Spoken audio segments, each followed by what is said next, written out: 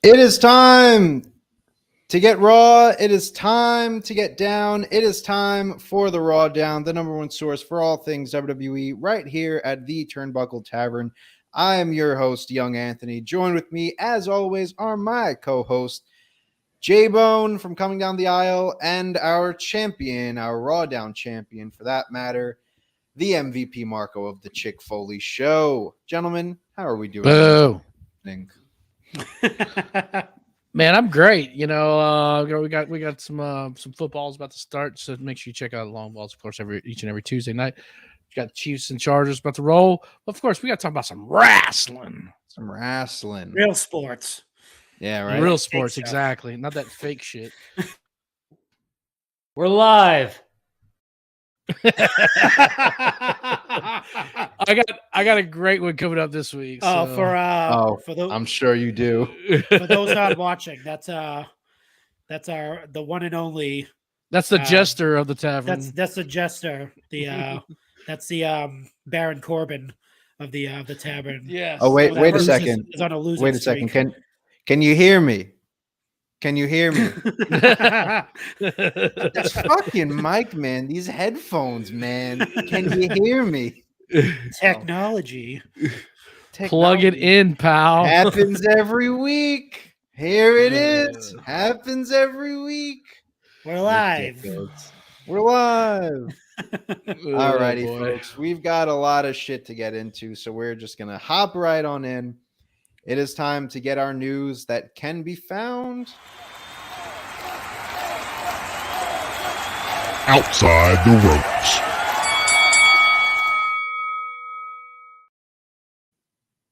It is the outside the ropes news right here on the Turnbuckle Tavern's Rawdown. Let's get into this. I want to start things off here with the ever controversial PWI. So it is the list that is posted every year around this time of year. And we got it this year. And lucky for us at the Rawdown, a WWE guy was the PWI's number one guy. That is Roman Reigns was number one on the list. Do any of you guys have the full top 10 on you that you want to? I do, but I think I do as well. I think, Anthony, your video is lagging too, by the way. I'm sure it is. I've been having technical difficulties all day. As long as your audio's fine, we're good. Your audio's fine. Can you hear me? Can you hear me? Can you we're hear live. me? Working. All right, beautiful. We're live, pal. We're live. All right. Yeah. I've got the top 10. You want to just start at 10 and just roll it down? Yeah, go for it. All right, 10, Jonathan Gresham. 9, Big E. 8, I'm like totally confused. El Hilo del Vikingo. Yeah, he's a AAA guy. Yep. Yeah. What the? Okay. Anyways, Bryan Danielson, number 7. Cody Rhodes, number 6. Mm-hmm. Bobby Lashley, number 5. That's interesting. Hangman Adam Page, number 4. CM Punk, number 3. Okada, number 2, and Roman Reigns, number 1. Man. So, as Anthony, I think Anthony's going to hop out. I'm not sure. Yeah, but I'm going to hop out in a second. Keep talking about this. Yeah, we'll just have a little bit of a hole. It's cool. Marco, head of the table. He's also head of the PWI rankings for the first time ever. Yeah, for the first time. Which is kind of, I guess that was kind of surprising to me a little bit. Somewhat. But do you think do you find that surprising, that he's number 1 or that he's finally got to number 1? Finally number 1, yeah. It depends on. Obviously, I should say it depends on their ranking system. But if you read like what they take into consideration when they do these rankings, they look at pretty much every aspect. So like in ring performance, title reigns, like literally anything you can think of is what they put into it. And if you go by the past years that he was in it, so like say for instance, we'll go 2016, right? Yeah, He was yeah, number do that. 2 in 2016. Number 1 in 2017. Did you know this? Wait, I'm sorry. Say that again.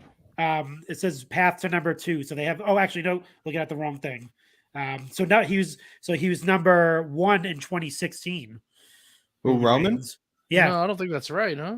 it says path to number 1, 71 in 2011. Okay, Number I 300 thought this was his first time being number 1. No, this is definitely a second. I just didn't get Oh, a year. okay. Well, gee whiz. Okay. Yeah, Well, so look at me. I'm so sorry. last year was the controversial year where he was number 2 to Kenny Right. Omega, Mhm. but they explain. So this is what I encourage everyone to do always. All right, don't just read headlines, don't just read lists. Actually, read the article that goes along with these rankings because they explain why these people are where they are on the Good list. point. I always encourage this. So last year was the controversial year where it was Kenny Omega number 1, and Roman Reigns was that almost he could have been number 1. So they write about it actually not in the actual like list, but like they have a separate article where they talk about how they rank everything and a lot of stuff that happened last year with that, because a lot of people thought, hey, Roman Reigns obviously number 1. But the reason why they gave it to Kenny was because of the multiple championships he held that year. Mhm. So like if he only had the AEW championship, there's a slight chance that Roman Reigns would have been number 1 last year. But they were going by the amount of titles he had and all the defenses he had for those titles. So that's what gave him the edge in that. So definitely surprising that it took him this long. I mean, he dropped as the years went by. Like 2017, he was number 4, which isn't bad. 2018, 2019, 7. 2020, obviously, he wasn't there pretty much until the end of the year almost. He was 14. And then obviously last year jumps up to number 2. So him being number 1, that's definitely not surprising to me. I mean, from last year to this year, I mean, right. He's literally they give a list of people he's beaten. He's literally defeated everybody. Brock Lesnar, John Cena. He beat Big E in a non-title match. They had the champion match. I forget about that. Goldberg, Finn Balor. Obviously, the list goes on and on. Riddle, Xavier Woods. Like he just hasn't been pinned. That's the other thing. Hasn't been pinned since he's returned at the end of 2012. It's like December 2019 or something. Yeah. So And it was last to Baron Corbin of all people. yeah, it was that was like Oh what my was that? God, Was that Hell in a Cell or was that a cage match or something? Wasn't that the dog food match or whatever? Oh, was it? I think Was it that? it was something like that. Oh my God. Went from Ridiculous. dog food to the head of the table. This guy, in a matter of years. As he so. should. All it took was the coronavirus. Oh. Yeah, right. All It's it took weird was to some think nice about pearly. that. Like that literally, you have to sit and wonder, like, if COVID never happened, like, would we still get like head of the table Roman? Well, we and Anthony, you and I, we when we were on the debate a couple weeks ago, we kind of talked about this with with Roman. Should Roman have the time taken off? Mhm. We kind of talked about his quote unquote baby face run, which I was a fan of Roman during that time. Yeah. And Agreed. a lot of people booed him. I enjoyed it, but I do think his legendary status was a little bit affected by that because they didn't listen to the fans. Yep. And now, if you look at him now, you have this heel run. He's more over than he's ever been. Yep. You know, I mean, whenever he comes out, like there ain't nobody on their phone except they're recording it. You know, they're recording his entrance. They're and then as soon as his entrance is over, the phone's in the pockets and they're listening. Yep. So But this should have came a long time ago. I don't know if this would have happened. I mean, to me, it really doesn't make sense of why it happened. Why then? Because it wasn't like they needed a heel Roman Reigns. If you think about it, they needed somebody over on TV. Yeah.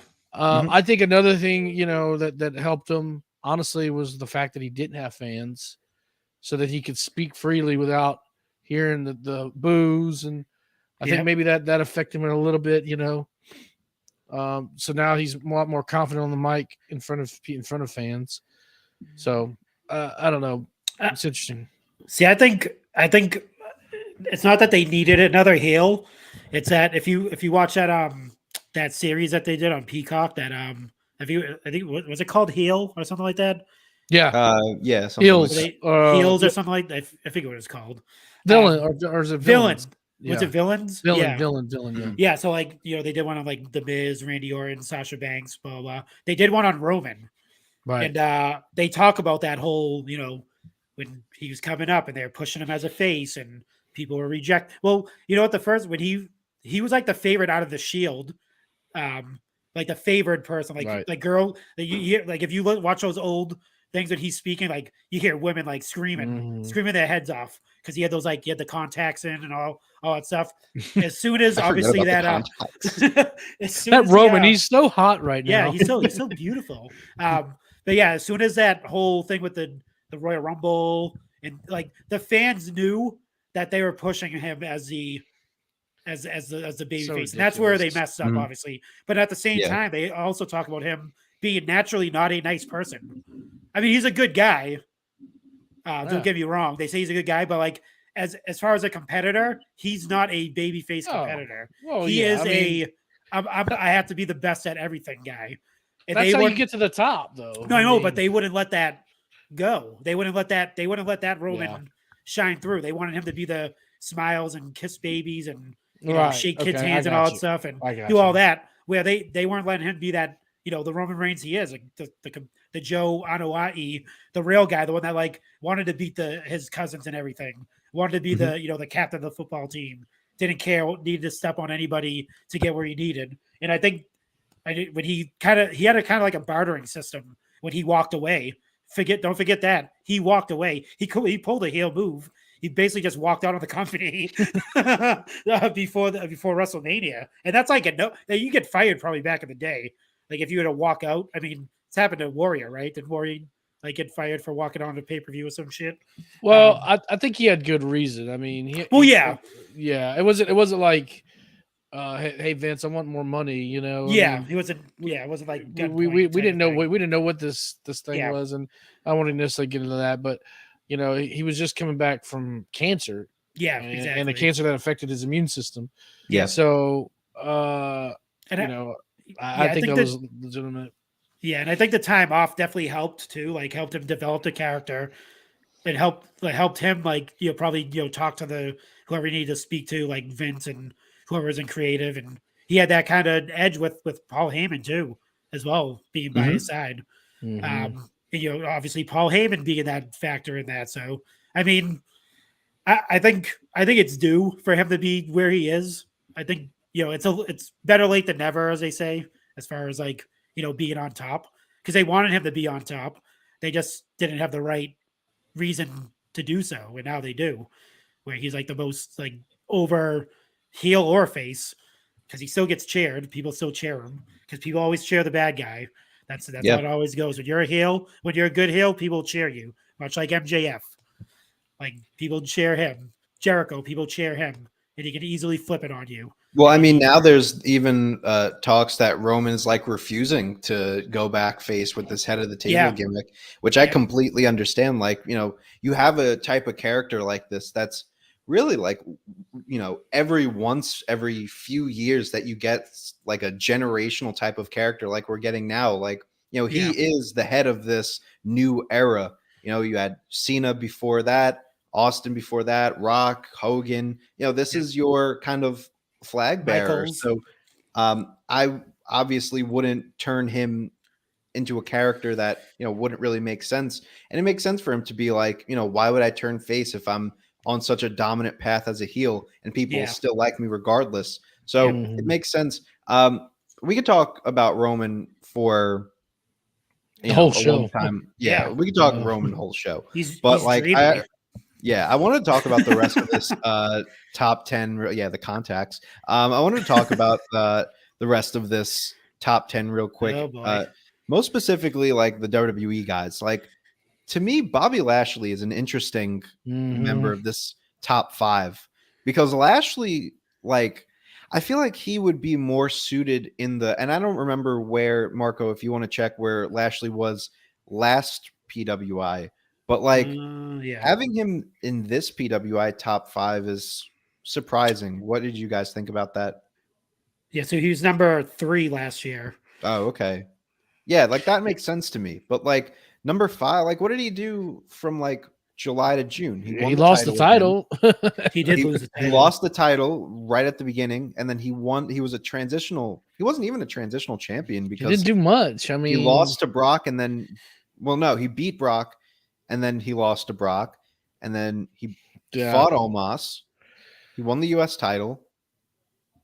Honestly, this version we're seeing of Bobby is the most entertaining, and I think it's been really fun to watch him, and I think that some of that has to do with the booking as well too.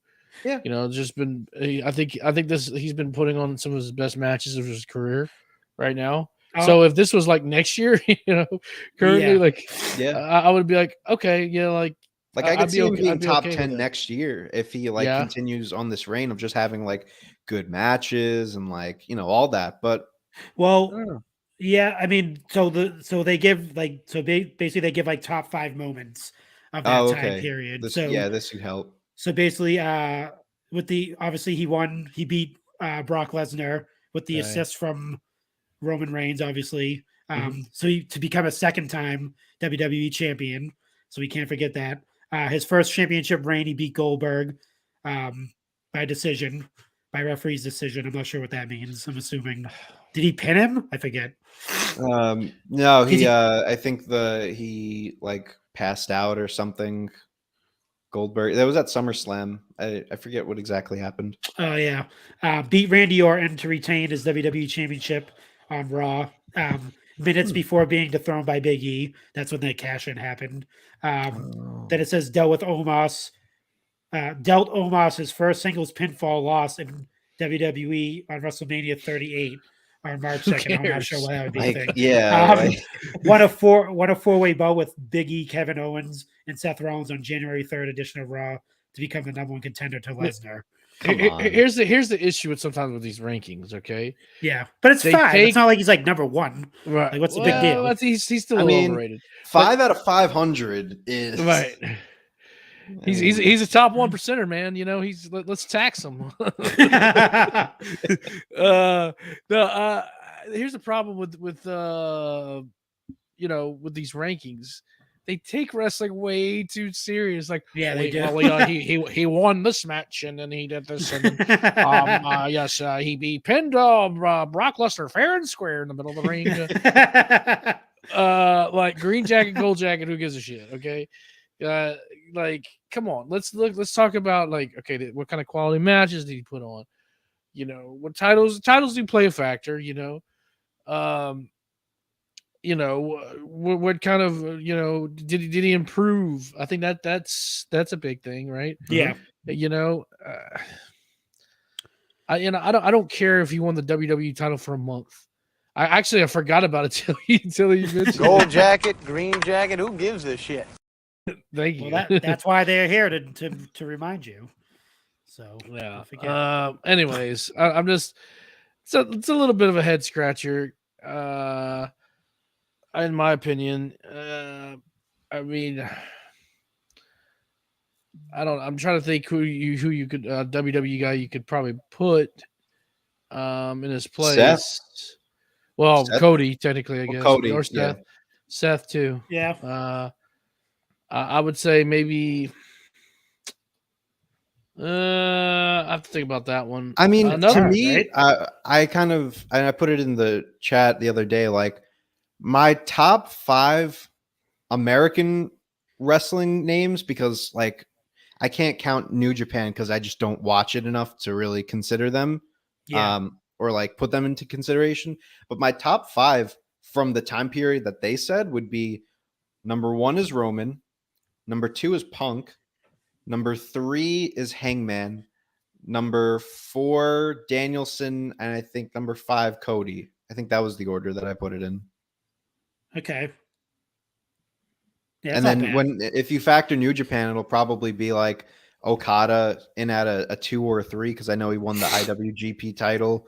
Maybe I don't know what Jay White has been doing, but I know that he was champion. Like, you know, there are other names to consider for that. Yeah, Will Ospreay. Ospreay. If you want, I guess. It's just hard for me to like say those names definitively because it's like, you know, I don't really watch it.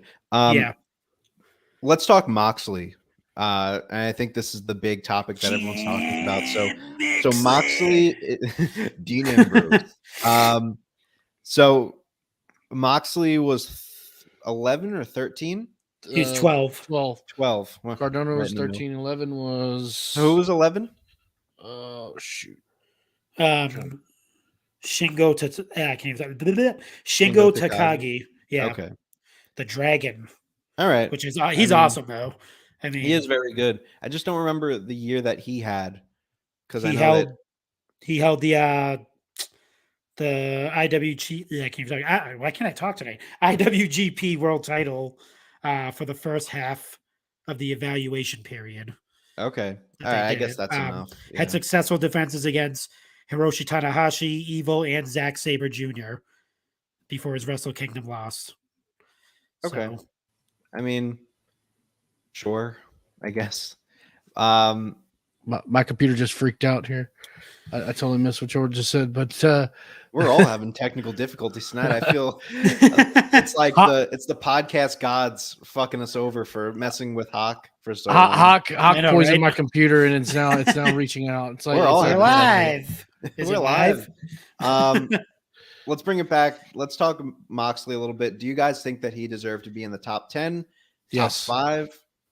Top 10. Us. Top 10. The Viking cat. Whoever that is.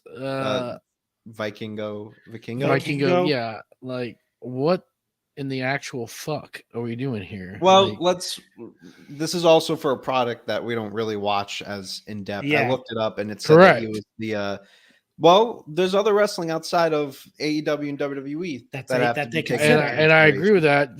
He's also been the GCW World Champion, which you could argue is probably the third promotion right now in the world. Against New Japan? Okay, fourth. Sorry. I'd probably even say Impact. It's probably above GCW. No, absolutely not. Impact, they're still in like the little bingo halls. GCW and GCW is too, but at least GCW is going to Japan and England, and they're reaching out. You know, I'm gonna have to award you with a hot takes here. Get your hot takes here. You're gonna make Chad mad. He's gonna be. Really no, I mean, I GCW being below GCW, right? I like GCW, but I think it's a hot take to consider like GCW miles ahead of Impact because Impact is still like they work with New Japan though. They do outside stuff. Yeah. Who's watching Impact? You know, who's watching GCW? Did GCW have a weekly show? I would say they don't have a weekly show, but they have. You could get their programs on Fight TV. You know exactly where to. You don't half the time you don't know where Impact's at.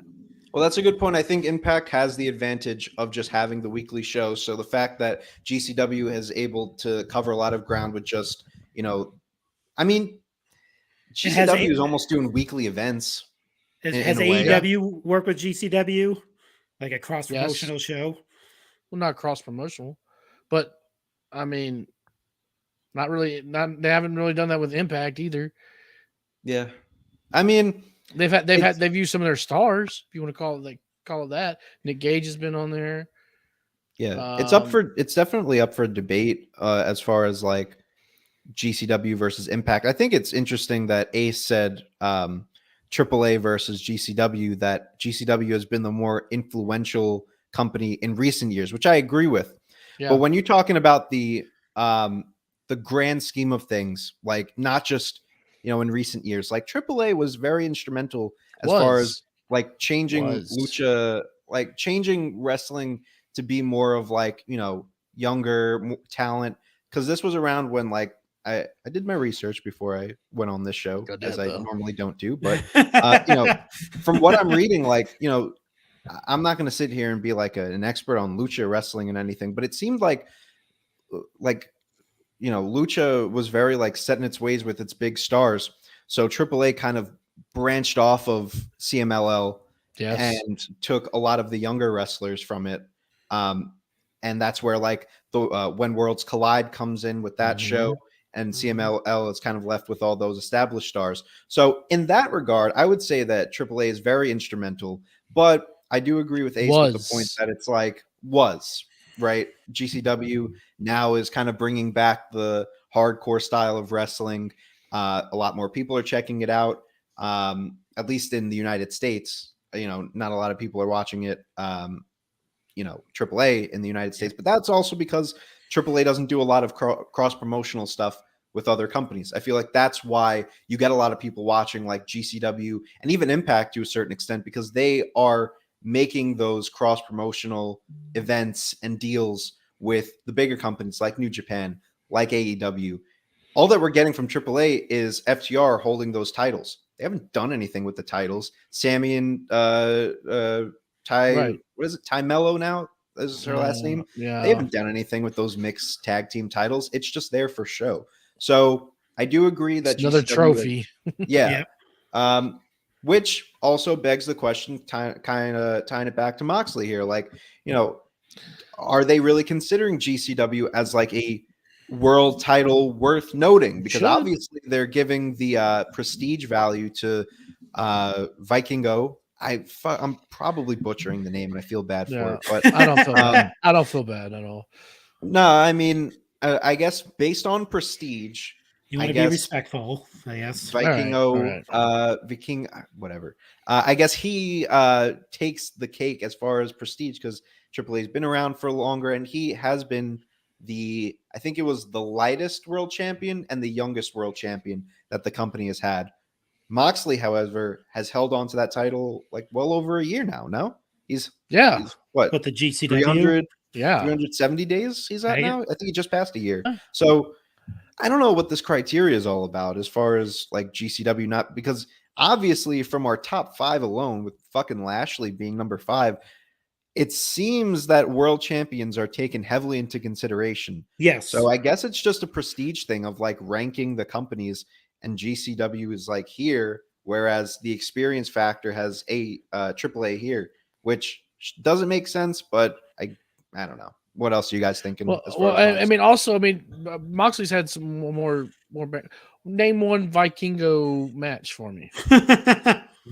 The only thing that I could that I remember after looking up was when Kenny vacated the title. That's where he won the title in like some Fatal 5-way. But I mean, it's not like he defeated anyone for that. Yeah. Who did he ever beat? No, but seriously, Moxley. I mean, he put on put on banger matches. What was it? Tanahashi. That counts in this year, right? In the year we're talking about. It was June. After. It was June. It was June. What, the Forbidden Door? So it goes July. Forbidden Door happened in June. June of this year. Yeah. Did it? No. Oh, maybe it was after. Anyways, he put on banger matches. I know he had that brief period where he was out, but I mean, just think of the Wheeler Yuta and Moxley match. Good point. All the stuff with blood and guts and the matches that what was it, the chaos in the Civic Center or whatever, Anarchy in the Arena. Anarchy in the Arena. Yeah. Well, this begs the question of like the PWI criteria being like pretty flawed in a way, because like it's basing it I off of agree. championships clearly. Okay. All right. So here's a primary criteria. You ready? Okay, here we go. And see if John Moxley matches any of these. All right. In-ring achievement. So that's win-loss records, championships, tournaments won. Okay. Yeah. So that's basically mean, like just an example. Win-loss record, sure. Influence, visibility, and prestige within a promotion and or the industry. All right. Okay. Technical ability, quality of moves, matches, and ring psychology. Competition, success against the most varied and highest quality opponents available. Manser would not be one of those. No, No. you saying Hold on. I mean, Vance Warner? let me play Or devil's no, advocate here. no. Majority of Moxley's wins when we're talking about Blackpool Combat Club was against most of those jobber teams. Like, even though they were competitive, you had like the Wingmen in there and like the Gun Club when they weren't being taken seriously. Yeah. So yeah, I could see like the opponents not being considered serious, but like win-loss record, I mean, that blows everying out of the water. I mean, But- Roman technically takes that number one spot. Well, yeah, just on Roman that takes alone. that clearly. But like, think of it like, I think let me address. Like, I think Moxley deserved to be in the top 10, simply because there were names in the top 10 that I don't think should have been there.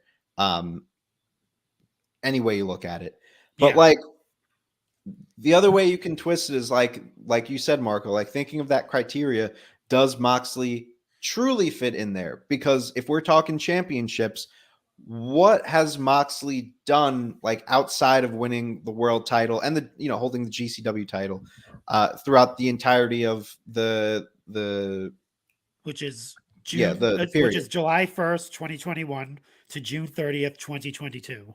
Yeah, and Mox held the GCW title for the entire period. So like, he took the time off. He took I don't even remember how long it was off. It was 2 months, 3 months. I think it was like So he 3 took that months. time off. The Blackpool Combat Club stuff was really just matches. It was a great story, but he had the match with Wheeler. He wasn't really doing anything before, like around that rehab period. He wasn't really doing much No. around that time either. So I think he should be in there, but I could understand why he's not. Yep. But number 12 is weird. I feel like he should at least be number 11 or 10 if we're really I'd put him going at by that 10. I'd put him criteria. at 10, to be honest with you. You put him at 10? Yeah. Okay. I'd probably put him at like 8 or 9. Like, if I'm not really thinking about it, but 8 or 9, I would say. Marco? Trying to look at the list of people that they have in the top 10. Who could he replace? Yeah, because like some of these guys are just like, Yeah. like Danielson, I think stays.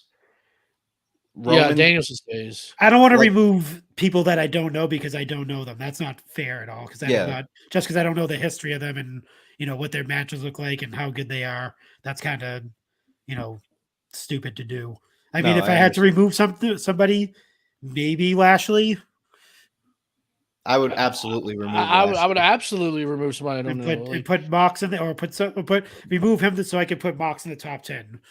That's what I would. I'm not sure for how sure it do would that. switch around, but I would I would definitely absolutely remove remove Vikingo, and I'll remove Jonathan Gresham, and I might remove Bobby Lashley.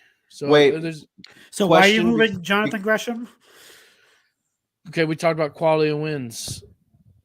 Like what quality matches did he have? Quality wins did he have? Have you watched any of his matches? I watched a few of them. Yeah. Also, So what yeah. championships has he like actively defended? Because ROH, he The world, wasn't the world doing much with championship. that ROH title. So The- defeated He was Jay traveling Lethal. around. Yep, defeated Jay Lethal to capture Okay. the vacant Ring of Honor championship in the final battle. That's Okay. true. Retained the ROH title in defense against former champion Bandito at the what was it, the first The Super honor Card event. of Honor. Yeah, Super Card of Honor back in July. All right.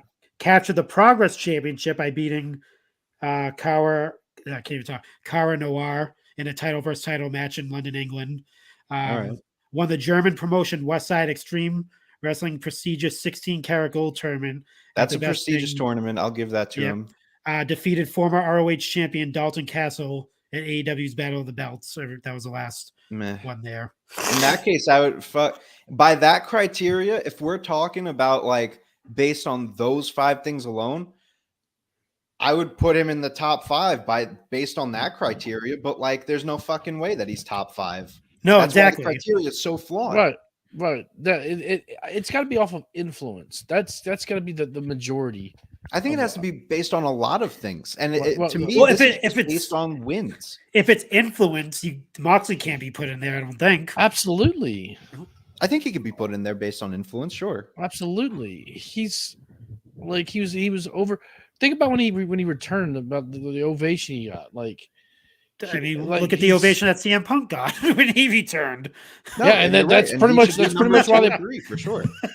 Yeah, that's I mean, that's probably part of the reason why he's at number 3. If you're Yeah. talking influence, he has been outside of Cardona the most influential of merging the big leagues, quote unquote, to the indies. He's Yeah. been that, putting balls to the wall on each match, bleeding, doing all this shit. See, I would it's not even- like he's phoning it in at all.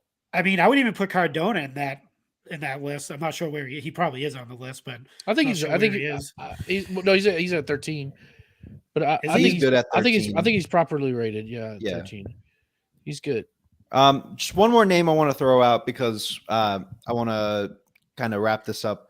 But Big E at number 10. 9. No, Yeah, 9. I would drop him a little bit, and I would drop Big E. I Yeah. understand the world title stuff, but his reign in hindsight wasn't as Right. impactful as it should have been. Yeah. And I mean, I'd put him at 12. Honestly, I would swap Moxley and And Big E.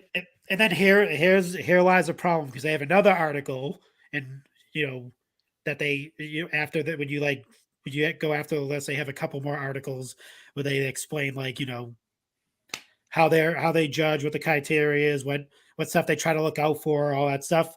Okay. And one of the main articles that they have is not to make this racy, but the race factor. There's not a lot of people of No. minorities in these lists, which there definitely could be if you want to Mm-hmm. go that route. And to much like Jonathan Gresham and Big E and stuff like that, it's like if you are going to put, someone of notoriety that's, representing that group, those are pretty much the names that people know essentially. Yeah. Not everybody knows Dash and Chris Bay. right? Yeah. Which he could, based on skill alone and the type of matches he had, he could. I'm not sure he's probably on the list as well, but he could definitely be up. Oh, he's there. definitely on the list somewhere. Yeah. I'm one of the biggest Chris Bay fans in the biz today. Who else? You have Swerve. Swerve could be in there somewhere. Keith Lee could be in there somewhere. Are you talking about top 10 or just on the list? Oh no, just on the list. On the List. list. Oh, Yeah. yeah, They yeah, have- absolutely. Yeah, they have to be 1000%. they have a whole article on here. I wish I can't wait for it to come out, but maybe I'll just share it with you guys so you can just read what they actually went through when they're going into these things where it's hey, we need some representation. No, from I agree with that. everything. No, I understand that. And And how do we do that? very- yeah. Because at the same time, and then they go into how minorities and women were not treated the same back in the day in the early days of wrestling as their 1000%. essentially. Yeah. So that based on that, it's hard for them to rate some of this stuff because they're just now having these marquee matches now you see the Right. Big I see E's what and the you're Bobby saying. Lashley's and the Keith Lees and the like I said Chris Bays and all these people even Ricochet if you want to throw that on Carmelo Anthony Carmelo Hayes. That just made me laugh. That popped me a little bit. But yeah, it's you're now starting to see the Bianca Belair and all these people coming out and doing these types of matches. Now they have the criteria to start putting them in in the list and stuff like that. So they kind of explain like it's not because they don't want to put them in there. It's because they talk about like how they're feeling treated and blah blah blah, all that stuff. So like I said, it's hard. It's hard for them to do these lists without making people mad. Essentially, I that's have what to. I have to think. I think we have to thank SGG for doing his Black Power rankings every week. Oh yeah, Shad Gaspar Black Power rankings. He's a great guy. But yeah, so I got two questions that I want to present before we move on. Number one, looking at how the list played out for the men this year, who do you have? Who based on this prediction, or excuse me, who do you have based on this list? Not your own prediction, but like based on this list, who do you see them putting at number one for the women? So who do you have there? Is it Bianca or Becky? Because last year it was what number 1 and number 2 are Bailey and Bianca Sasha, was number right? one. Bianca was number one last year. Was she number 1 last year? Yeah. No. Was it? Oh, was it the year before that? Sasha, I'm pretty sure it's Bianca. Bailey? You sure? Maybe Well, so, hold maybe on, so. because now think about it. Like Becky won the title right at the beginning of the evaluation period. She's held the title. She beat Liv, Dewdrop, all those different people. Bianca, she won it at Mania. Oh, well, yeah, you're right. It's going to be close between those two. Maybe it was 2020 that they were. Yeah, it was 2020. Oh yeah, you're Yeah. right. Because that was pandemic. Huh. So you guys say Bianca. I might go Becky. Well, what's the time frame on that though? So it'll probably be the same. July. No, it's not the beginning same. of July, end of June. It's different. Oh, it's yeah, different. it's different for the Yeah, which the- is a whole nother issue. Yeah, that's. their We'll talk time about frame- that when that gets posted. Last question I want to ask you guys is: out of the top 100 wrestlers in the world, how the fuck did Dax Harwood get 101? You got me. You got me. Man. That's wasn't all I he gotta wasn't he say. injured early, like No. last year into this year or no? Dude, it doesn't I matter know. if he was injured for like months. His run since the start of this year alone Oh yeah, gives him a top 25 candidacy. Yeah, I mean, even the fact that Cash Wheeler's not on there, not at all, like that. Well, really Cash, blows I my think there mind. was an editing mistake, and the It's editor still- said I fucked up, which I think is a cover up. But like, dude, out of 100 people, Dax barely makes it to the spot below number 100. You had the tag team match with Mox and Punk. You had both the Briscoes matches, which I think both of them were in consideration. No, or was only one of them? Just one of them. Just one. Of them. I think the first one. Yeah, was the only first one. considered then. Death Before Dishonor was in July. Yeah, you had him versus Cash. You had him dude. Like, how was he not in there? Makes no sense. I would have put Dax top 25. well they Yeah. put Yeah, they put easy. him below Kyle O'Reilly. Come on. Wait, Jordan Grace is on here. Yeah, Because Yeah. they have intergender wrestling. yeah. on there. She won the digital media championship. That's and, right. That's right. And she was in the X Division match. Yeah. They call it like the open weight. So like whoever wrestles. I in love that. it. I love it. I think that's a perfect move. It was it was great. It was a great number. Everything was great about it. Yeah, I mean, I obviously hits and misses, and look, you're not going to appease everybody with these. Yeah. lists. But I will have to say real quick, just after thinking about it, I'll go ahead and keep Vikingo on there. I'll go ahead and we'll keep Gresham where he's at. Swap Biggie and Moxley, and I'm good. Done. Yeah. I'm cool with that. I mean Don't The touch top- the rest of the list. That's it. the top 25 isn't like bad at all. I mean, if you Could look be at better. it. Could be way better. better. I mean, you Who'd have Will they ever Ospreay. beat? Who'd they ever Um, beat? Jay Look, White's on there. I mean, FTR has some competition up on this top 25. I Yes. think you could easily put at least Dax into the top 25. Maybe Cash top 75, 50. Not fucking leaving him out of the list. Over like but- yeah. I mean, All right, Seth look, Rollins is we're on 45 here. minutes into this episode. Let's talk about the PWI. It's going to be a long episode, but I love it. Let's get into this next topic as we actually have, we've been on the trend of, introducing new members to the roster, if you will. But, we haven't had one of these in a while. So I think it's time to bring it back. You're fired. You're fired. I'm sorry. You're fired. Get out of here. You're fired. I said, how's that fired? How the hell you gonna get fired on your day off? Yeah! Fired! Down south slanging, rolling with these hustlers, trying to get rid of all you haters and you busters. Down south slanging, rolling with these hustlers, trying to get rid of all you haters and busters. NXT 2.0, you're fired. So let me set the scene for you all. NXT 2.0 celebrated its 1-year anniversary this past Tuesday with a really good show. And there was a surprising title change. You didn't even watch the show, J-Bone. It was good. And It was a good show. there was a surprising title change at the end of the night, which we will get into in Collar and Elbow. However, they ended the show with a video package. It showcased a lot of the NXT 2.0 talent, and then it put the logo up on the screen, the 2.0 logo that we've come to know and hate. And then it started kind of outlining with a gold outline, and we're saying to ourselves, what is going on here? And all of a sudden, boom, it explodes. And what we see here is a gold outlined logo with a white color in the middle, and all of a sudden, NXT black and gold, or rather white and gold, is upon us. NXT 3.0 is here. Skulls and crossbones are back, baby. We going black and gold, Super Bowl. Skulls Black for and everybody.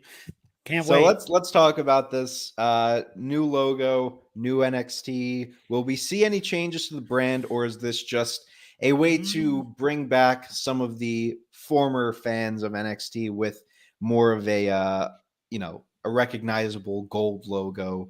What are your immediate thoughts? Let's start with Marco on this one.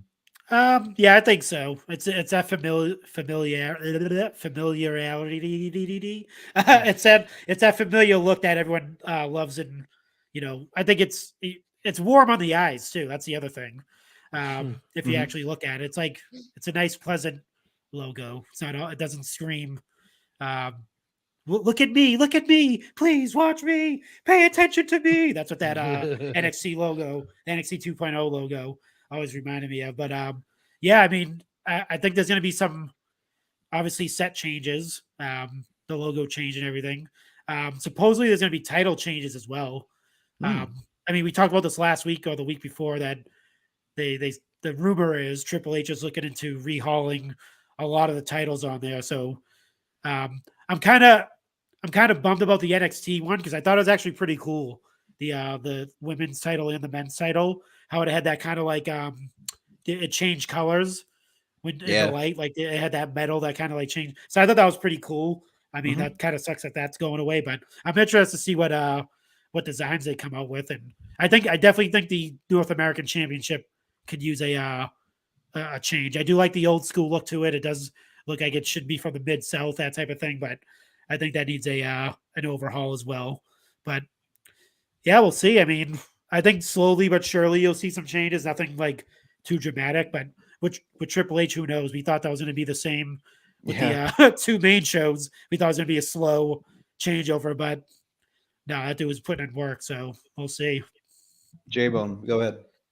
Yeah, I mean, I honestly haven't really obviously been keeping up too much with NXT, but from everything that I've heard on it, that it's improved and it's getting better. And I like to bust the NXT's balls, so to speak. But I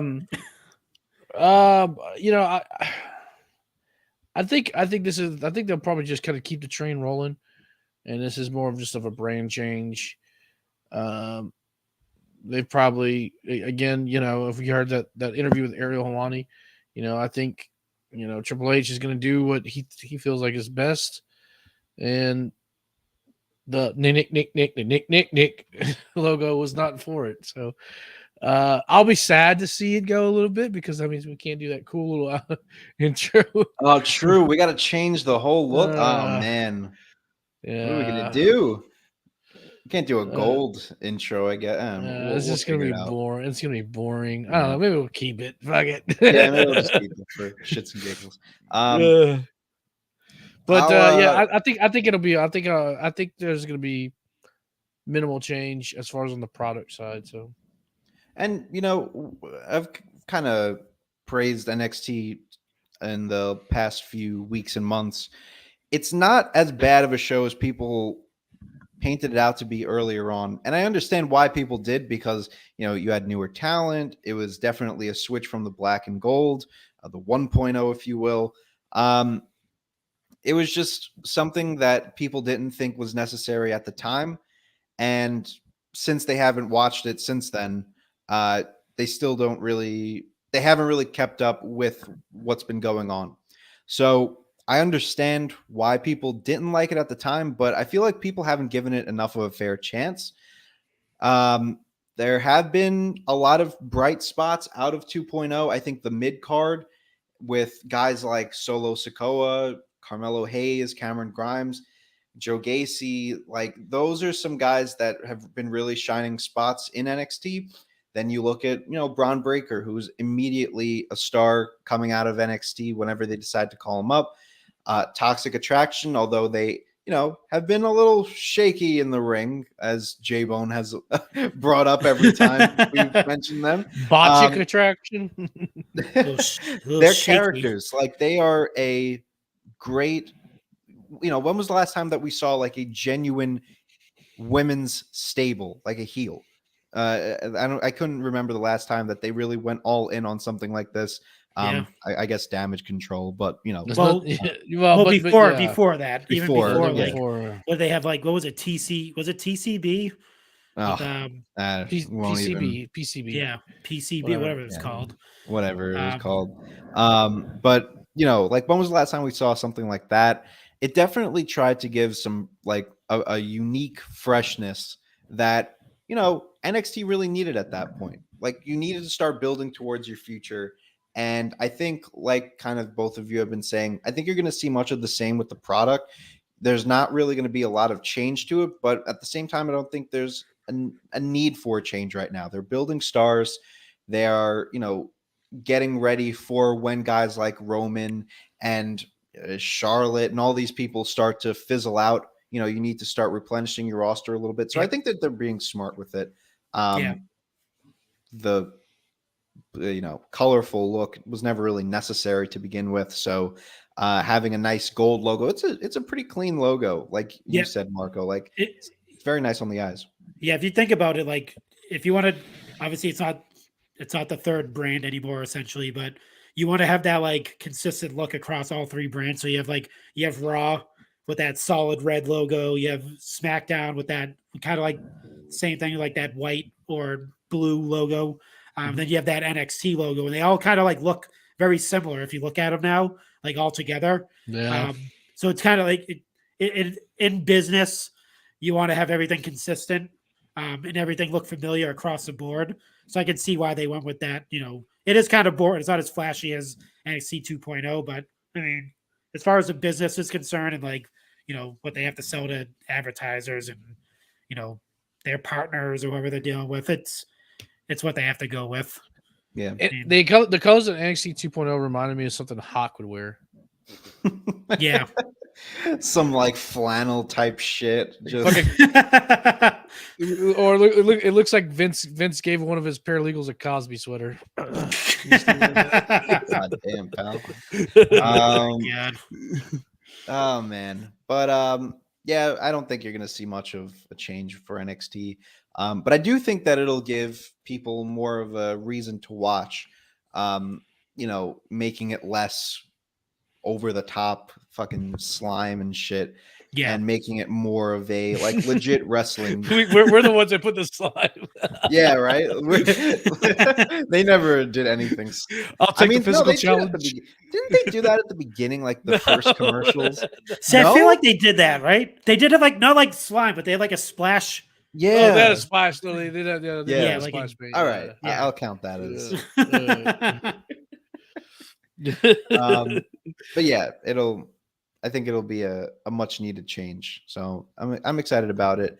I guess that's it for the NXT talk. If there was anything else on that, but I think it's time to move into our next segment. Next, you get it. Next. Oh, I got you. Moving on.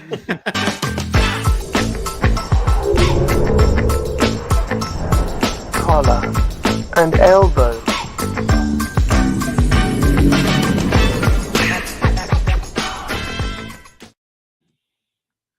All right, it's the collar and elbow. My graphics are just all over the place tonight. My computer's acting so slow on me.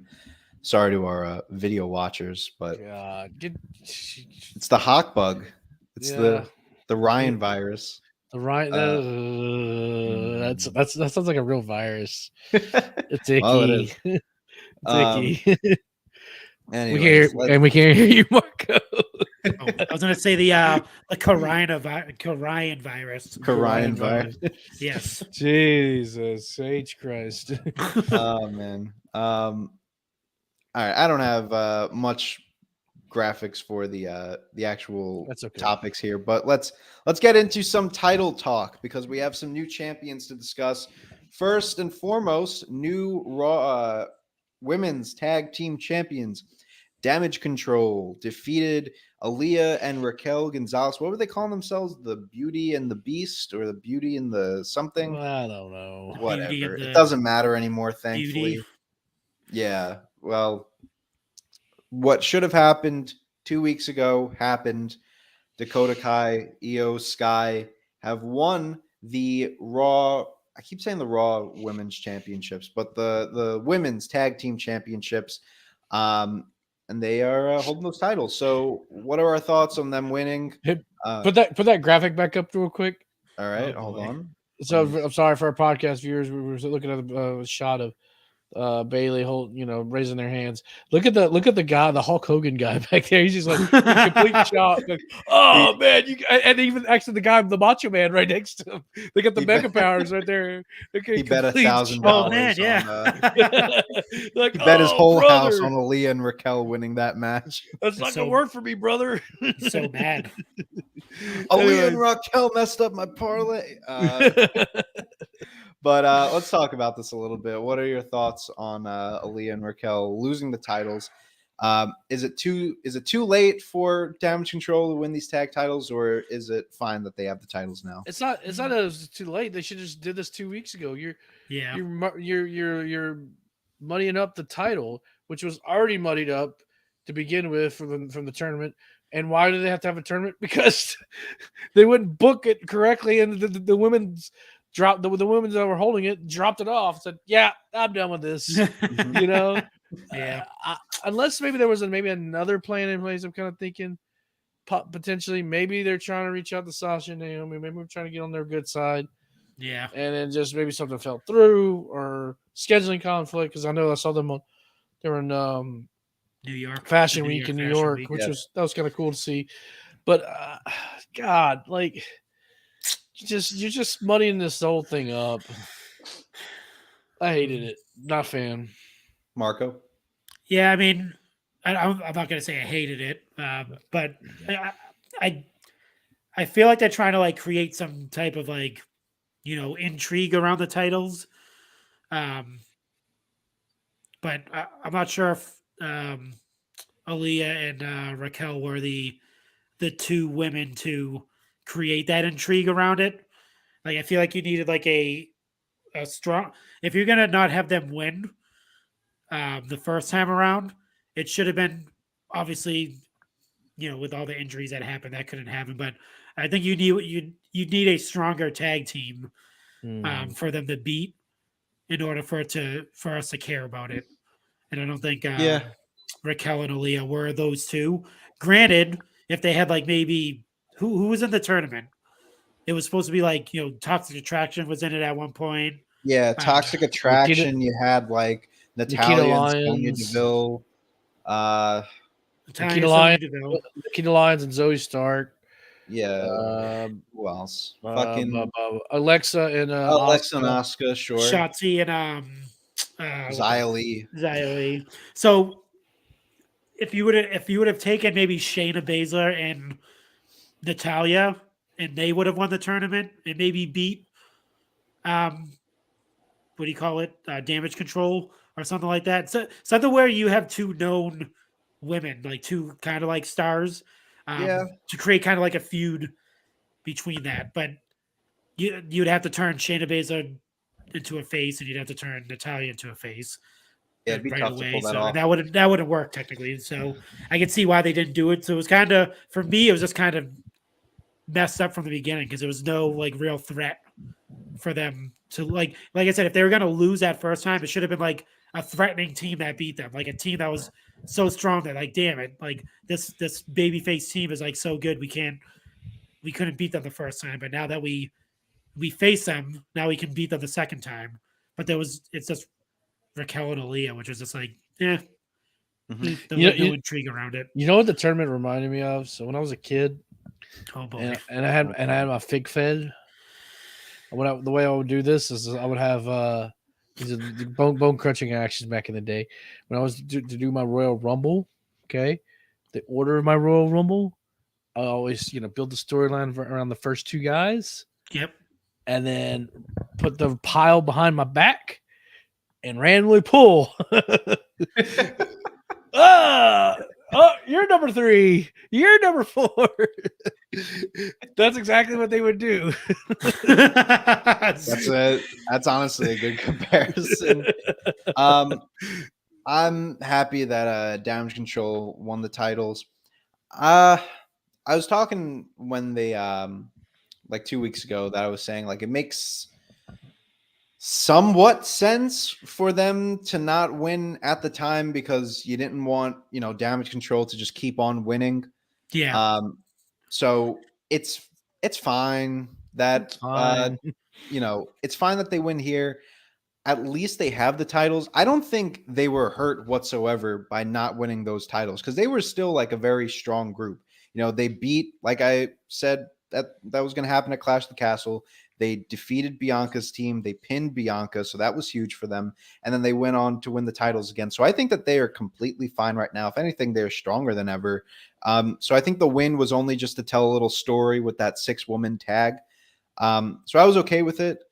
But now you're that sacrificing the tag titles for that, like no, that's a good point too. I think Aaliyah and Raquel just look stupid, like with did they defend the titles against someone else before this defense? Or was this their first defense? Yeah, no, they did face. I can't remember who it is. I think it was on SmackDown. Oh no, but that was non-title. That was just okay. Yeah, that was just a random match. Yeah, and it should have been for the fucking titles at that point because you're gonna have them the belts on the line, kids. Yeah, like you're gonna have them win the titles and then lose on the first defense. Like, come on, man, that's pretty cheap. And it's crazy. Is so real quick cheap plug. I got Aaron from Lumberjillville, and we actually talked about. We recorded on Saturday. We talked about. Oh man, it's great to see at least Leah in this spot because he's a women's wrestling guy, obviously, but. And then it's just like they just kind of just steamrolled them, like yeah. So it sucks to see. So I don't know. Yeah, it's just strange what they're doing with the titles. I mean, you can't even say that they were booked into a bad position to do what they did with the tournament because you had the time, you set the tournament up, you just didn't have the people for it. I think this was just a bad experiment that went wrong by Triple H to have Aaliyah and Raquel win the titles. Maybe they thought that it was going to go over well, but obviously Raquel and Aaliyah both have negative fan bases for differing reasons. and the fact that you put them up against a new tag team like Damage Control and you didn't have them win, it was just a recipe for disaster. They should have booked this a lot more intelligently. I understand the intent, but it just didn't go over well whatsoever. Yeah, I mean, there was obviously a lot of stumbles along the way with all the injuries and kind of mess up the tournament. Yeah, and all but that did stuff. it though? Because like Raquel and Aaliyah must have been pigeonholed to win the entire time, because Nikita and Zoe were on, they were in a completely different part of this bracket. Like it wasn't like it kind of interfered with anything. Yeah, Like, and they weren't going to win whatsoever either. Like even Toxic Attraction, like, I'm sure they weren't winning, because they're down in NXT. So I don't even think you can blame the injuries in this case. I think it's just them thinking that Raquel and Aaliyah would have went over well. Yeah. So yeah, I agree. Like, I mean, I try to give them the benefit. Yeah. Sometimes you just can't give them that benefit. It just doesn't come out well. But yeah, also just quick question. Do you think they're going, well, I mean, we've heard for like weeks now that Sasha and Naomi are back with the company. They're signed internally. They're back on the internal roster.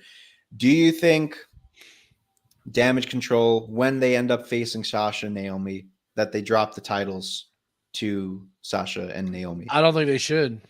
I don't think they should either. They got to keep building this team. They got to, and that's what I kind of said before. You need another like formidable team, another tag team to draw it out. I mean, they don't have to take on a bunch of different women's tag teams. They can have just feud enough between those two teams, if that does happen, to make that title those titles mean something. I think as long as you have if you have those 4 women like fighting for the title every other pay-per-view or whatever, however you want to do it, do the singles matches between Naomi and Dakota Kai, or mix it all up, do that, get Bailey in there. They can run the story as long and keep those titles in the midst of it. And now you have 4 formidable women that can actually bring prestige to those women's tag teams. And then you bring in the Aaliyahs and the Raquels and the other teams, the Toxic Attractions and all that stuff. I think what they need to do is let Dakota and Io basically hold the titles captives. We're not defending them. We beat everybody. Blah blah blah blah blah. Everybody is great, and then you slowly start building another team, and they just have these banger matches, you know. But you just got to hit it hard on SmackDown, on Raw, SmackDown, Raw, SmackDown, Raw. Whoever it is, if you're gonna pick a team or maybe 2 teams, and they're just dominating the division, boom, boom, boom, boom, boom, boom, going through them, not destroying, but you got to build it and as an actual tag team. Yeah, that way you have a formidable opponent, and then when Sasha and Naomi come in, then you got 3 teams, and then you can slowly start building from there and do a snowball effect. Yeah, what happened with Alexa and Asuka? Even put them in the mix. Have those 2 former women's champions. Yeah, have them feud for the women's titles until you get the Naomi and Sasha Banks back. Make Asuka as a badass. Turn her into that badass. Yeah, why isn't that what happened? And Alexa is just that evil mind, I mean, I wouldn't even mind if they turn them heels or something. Well, no, they need to be. No, never mind. They would be so you take them 4, and now you have battles over those titles that bring up the prestige of it, and then bring in Sasha. And there's already history there. History there. Yep, and now you have 3 formidable teams, and you said, after that, now you can build the other teams. Toxic Attraction may move to the main roster. God, Hunter, just sign me, dude. Sign me, bro. Sign both of us. We just booked the women's division right there, the women's tag division. Let's DM Triple H the idea and see what happens. I'm way ahead of you on that. Yeah, you already did that. We'll do the women's tag title storyline for him. Tinfoil hat time. Oh boy. Do you think that they originally put the titles on Aaliyah and Raquel because the intention was to bring Sasha and Naomi back earlier? But when they found out that Sasha and Naomi weren't coming back as soon as they intended, they then decided to put the titles on Damage Control. Well, Yeah. I think that the plan was after the tournament was to reintroduce Sasha and Naomi at some point, maybe like Survivor Series, let's say, which I mean obviously could still happen. We know Survivor Series hasn't happened. And then have them go up against them. And I think the intent was, which is part of the reason why they did a tournament, was they were hoping that they would build the division a little bit. Mm-hmm. But it was so snake bitten with all the different teams and oh, we're doing this. No, this person's it. Blah, blah, blah, blah. And unfortunately things happen. Yeah. Plans change, pal. Plans change, pal. But I don't know. I just think like with Naomi and Sasha doing these signings and like the New York fashion shit, like it makes you wonder if they are coming back as soon as people intended, or maybe like the plan was for them to come back and now they're kind of pursuing other projects. So they were like, in that case, just put the titles on Damage Control because that was what we wanted to begin with. Yeah. I don't know. Tinfoil Who hat. knows? Yeah, it's a possibility. I mean, plans change, pal. So it probably did happen. And they probably had prior commitments, like you said. Yeah. I want to see Damage Control add a member before Survivor Series. And then you have And the War Games. that. And you have the two women's champions paired with Alexa and let's say Liv is still the champion, which I don't think is going to happen. Okay. But Liv and Bianca and Asuka and Alexa go up against Damage Control because they're just running roughshod across the whole rosters. And you have a good old-fashioned 4-on-4 Survivor Series match. That would be pretty good. I like that. I want to see some fun fucking shit from Survivor Series this year. I do too. Please. I think there's too much hype around Survivor Series this year for it to be just a normal brand versus brand. I feel like they got to add something to it. They got to. I want to see some fun fucking shit this year. Come on, Hunter. Please. Well, we're talking about Survivor Series here, and a big thing is brand versus brand, Raw versus SmackDown, and a lot of people don't know if we're going to get like official brand versus brand because the Bloodline is holding all the gold. Yeah, Roman's holding Universal and WWE, Usos are holding Raw and SmackDown tag. But now all of a sudden we have another member of the Bloodline who is dripped in gold. What a transition that was. I'm proud of myself. Yeah, how was that? What a great guy. I'm getting better at this whole podcast thing. Solo SIKOA is your new North American champion. So if you've been following the story on 2.0, the whole thing has been Solo SIKOA has always, quote unquote, got next to Carmelo Hayes' North American Championship reign. And a lot of people were very confused, frustrated at the fact that he never won the title. It felt like it was just primed for him to win the championship even before he came to the Bloodline and all that. So whatever. Solo moves up to SmackDown. We think he's part of the Bloodline, whatever. Carmelo Hayes is supposed to face Wes Lee, of course, of the original MSK tag team for the North American Championship. The two, Trick Williams and Carmelo, just fuck off with him. They just kick the shit out of him. And he's out of action. So Carmelo just cuts the nice Roman Reigns promo of, there's no one left. Why is it? There's no one left. So we think Carmelo's not defend. I love the fact that that's just the Roman promo. Is just there's no one left. I should just leave. There is someone. So I'm gonna leave. Go back to the island of relevance. I'm gonna go on vacation. So Carmelo's about to leave, and what happens? Solo SIKOA, his music hits, and here he comes. Big surprise to the next NXT faithful. He says, "What have I been saying? I got next." And we get a match for the North American Championship in the main event, impromptu, and Solo SIKOA wins with a splash. He is your new North American champion. Why do you think they gave him the North American Championship what does this mean for his status both on SmackDown and NXT? Talk to me. We'll go with J-Bone first on this. Oh, boom! No, go, throw to Marco. Go with Marco then. Marco, go Marco. Here's what I think. I think they're gonna start bleeding NXT into the other two shows. That's why I think they gave him the title. Okay.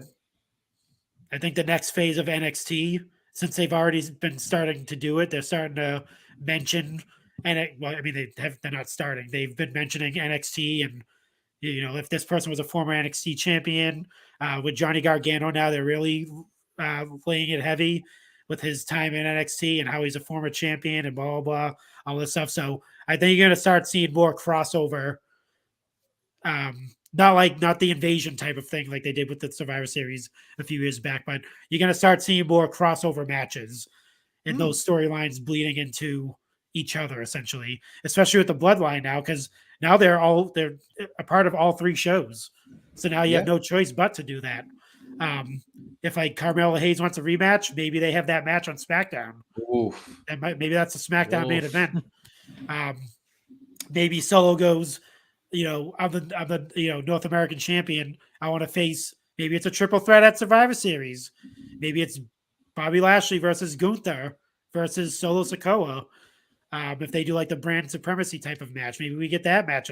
Who knows? But I just think there's going to be a lot more crossover with NXT into Raw and SmackDown just because of this alone. You bring up a fantastic point that I didn't even consider. The fact that NXT now with Triple H back in the control of things, a melding could play a huge role in Survivor Series. Yeah. Like we're talking about, Roman can't go up against anyone since he's holding both belts. Oh, fucking put him against Braun Breaker. Yeah, dude. Like, holy dude, shit. I didn't even consider that. Wow. I like that idea. You're shaking your head, J-Bone. What's up? I want some Survivors. I want a Thanksgiving tradition, damn it. No. I do too, but like, stop living in your old man ways. Get with the new stuff. Yeah, right. I do too. I want like tradition. Boring. Yeah. Yeah, I know. No, you're boring. Right. And you could be right, honestly. Like we could just get like regular 4-on-4, like with the Bloodline now being a 4-person. Oh yeah, that's a 5-person with Sammy. We could get just a typical 4v4, 5v5, but now with Triple H at the helm of things, you could see Braun versus Roman. I wouldn't mind that. Could see Mandy kind of coming in and being involved with Bianca and Liv, maybe in a little triple threat action. Which I don't know if you could, because now it's like developmental, and they've established that it's developmental, so you can't push it off as a third brand now. Well, so here's the thing. I don't know. I think they needed to give Solo a Strizap, yes, to go along with the rest of the Bloodline. Yeah, you're not gonna take it off of Gunther. Yeah, you're not gonna take it off of Bobby Lashley. So yeah, I don't think this is a melting pot quite yet. I mean, it's a good theory, but I honestly I think this lays maybe more hand. She kind of shows her hand a little bit more towards my theory, in that the concrete walls around Roman right now are just thickening, right? Yeah, and they're just thickening it up till that WrestleMania 40. I'm gonna just bring it up every show somehow. I want it to happen. I wouldn't be. I would love to see it until 40 if they could pull it off, and I know that they could. Yeah, I think they could. So I think this is just adds another layer of protection around the head of the table, pretty much, and then at the same time, like it's gonna paint a picture for Sammy, and eventually they're gonna be like, Sammy, why can't you win a title? Jay's got a title. Jimmy's got a title. Even Solo. He just got into the company. He's got a title. Sammy, where's your title? There's no one left. There's no titles left. You got to win the IC title. You got to go after the 24/7 title, which that has not been on TV in quite some time. Jesus Christ, you're right. I mean, he could still have to go after the Intercontinental title. I mean, Will he win? Probably This not. is a good way if they wanted. Here's what I would do. Ready? This is how I would book the next few months. You do what you said, right? You have Roman be like, "You've got no title. Where's your title?" And this Roman impression is just going to be a new staple here on the show. 'Cause there's no titles left. So you want to be a part of the bloodline? You gotta win a title. You gotta win a title. The So island of relevancy over here. There may not be no room for you on the island of revel. He's challenging the head of the table. He thinks he could be on my island of relevancy without a championship. He thinks he's in God mode. You're not on God mode. Acknowledge me. Acknowledge me. Oh man, that's Acknowledge me. Acknowledge me. So you have Roman cut that promo on him and say you need to win a title. Then you have Sammy versus Gunther at one of the pay-per-views. Let's say at Extreme Rules because that's coming up. And you get Sammy, a motivated Sami Zayn, what we haven't seen in a long time, getting him like, just what we saw like in NXT, just being just great in the ring. And we get another 5-star classic with Gunther because he's just pumping those out in WWE. He loses, obviously. And then at Survivor Series, that's when you get the Usos defending the tag team titles against Sami Zayn and Kevin Owens. And that's where the Usos lose the titles. Right. Yep. That's how I would do it. yeah. Maybe even like around WrestleMania. You could do something. Maybe I wouldn't wait that long, but you could do something like Sammy facing Gunther kind of presents him back in that light of being a legit competitor, not like that chicken shit heel. So that could kind of convince Kevin Owens to be like, maybe he like approaches Kevin Owens and maybe is starting to plant a seed like, hey man, we used to be buddies. You want to go tag team with me? And Kevin Owens is like, you are not the Sami Zayn that I remember you to be. I'm not teaming with you. So he's kind of forced into facing Gunther and he puts out a really good performance. And then Kevin eventually is like, you know what? Like you still have it. Let's go after those tag team titles. And then you get that at Survivor Series. Put me in the fucking writer's room. Jesus Christ. I like it. That's how I would do it. I think that's Where's the your best way to get title? a title and say, you got no title. Can we just talk like Roman Reigns for the rest of the show? So what'd you think of Solo winning? So who won the week? Was it Raw or was it SmackDown? I don't know. I think it was the Bloodline that won. Was Raw the head of the table? Or was SmackDown on the island of relevance? I tell you what, Tell me, Sammy. it's wherever Roman Reigns is at. That's what. Acknowledge the Raw down. Hey, boo boo. Where's my picnic basket? That's what Sammy is. Hey, boo boo. Oh my god. Oh my god. We're But off the rails. in conclusion on this Solo stuff, I think it was smart for him to win the title here. It gives it a little bit more eyes on SmackDown now, which is always good. You can get the title defended on SmackDown. Marco, I love that idea of doing Carmelo versus Solo on a SmackDown, maybe. I like it. I like kind of the merge of getting NXT back into, because they were doing that too. Even when 2.0 started, like, having Dolph be the champion, Braun winning the title on the Raw after Mania. So you got some of that, and you even get like Toxic Attraction now kind of being in the tournament. So I could see it. I would love to see it. I just hope they don't turn into a third brand. I want them to stay as developmental. And maybe on NXT you get an appearance by the Bloodline. Maybe they all show up. That would be cool. One night, like unannounced. Just unannounced. You hear that? Yeah. You see the Usos come out.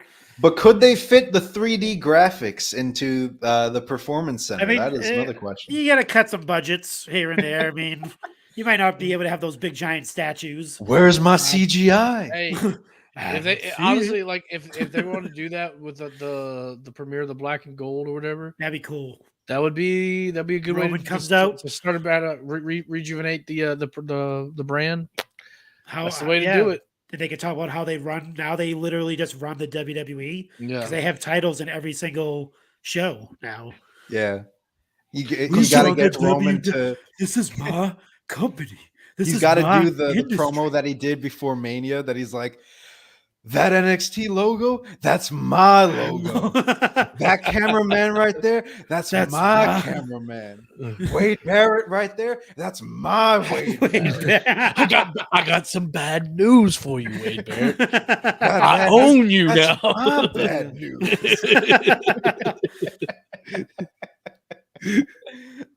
Oh my god. I think the Roman impression has just changed the game for it. What are we, 45 episodes in? And we just got a Roman impression. What the hell? Oh my god. That's so funny. But how do you top that? It's time to get into let's get into we'll split it up this week as it takes forever to get down to this fucking video. Where is it? Here it is. Right here. Let's talk about our matches of the week.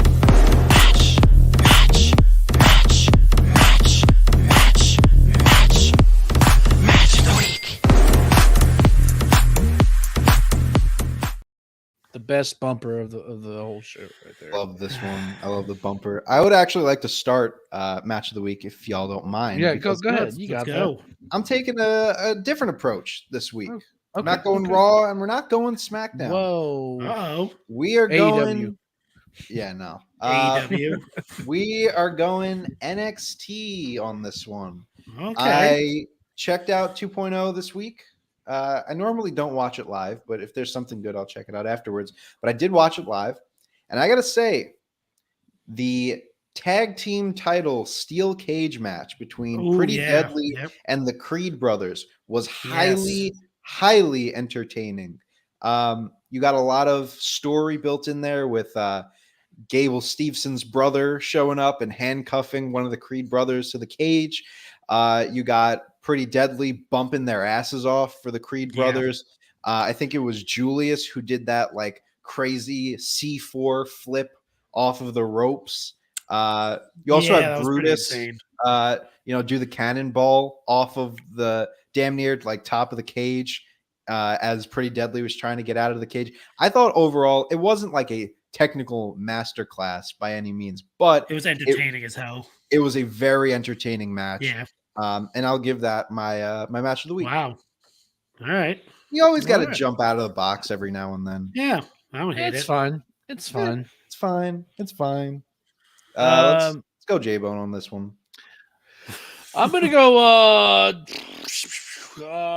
Johnny Gargano versus Chad Gable. I thought they did a really great job. Good, very kind of for a while there. I didn't know where they were going. Fucking Gable hit this crazy looking DDT. I've never really seen anything like that before.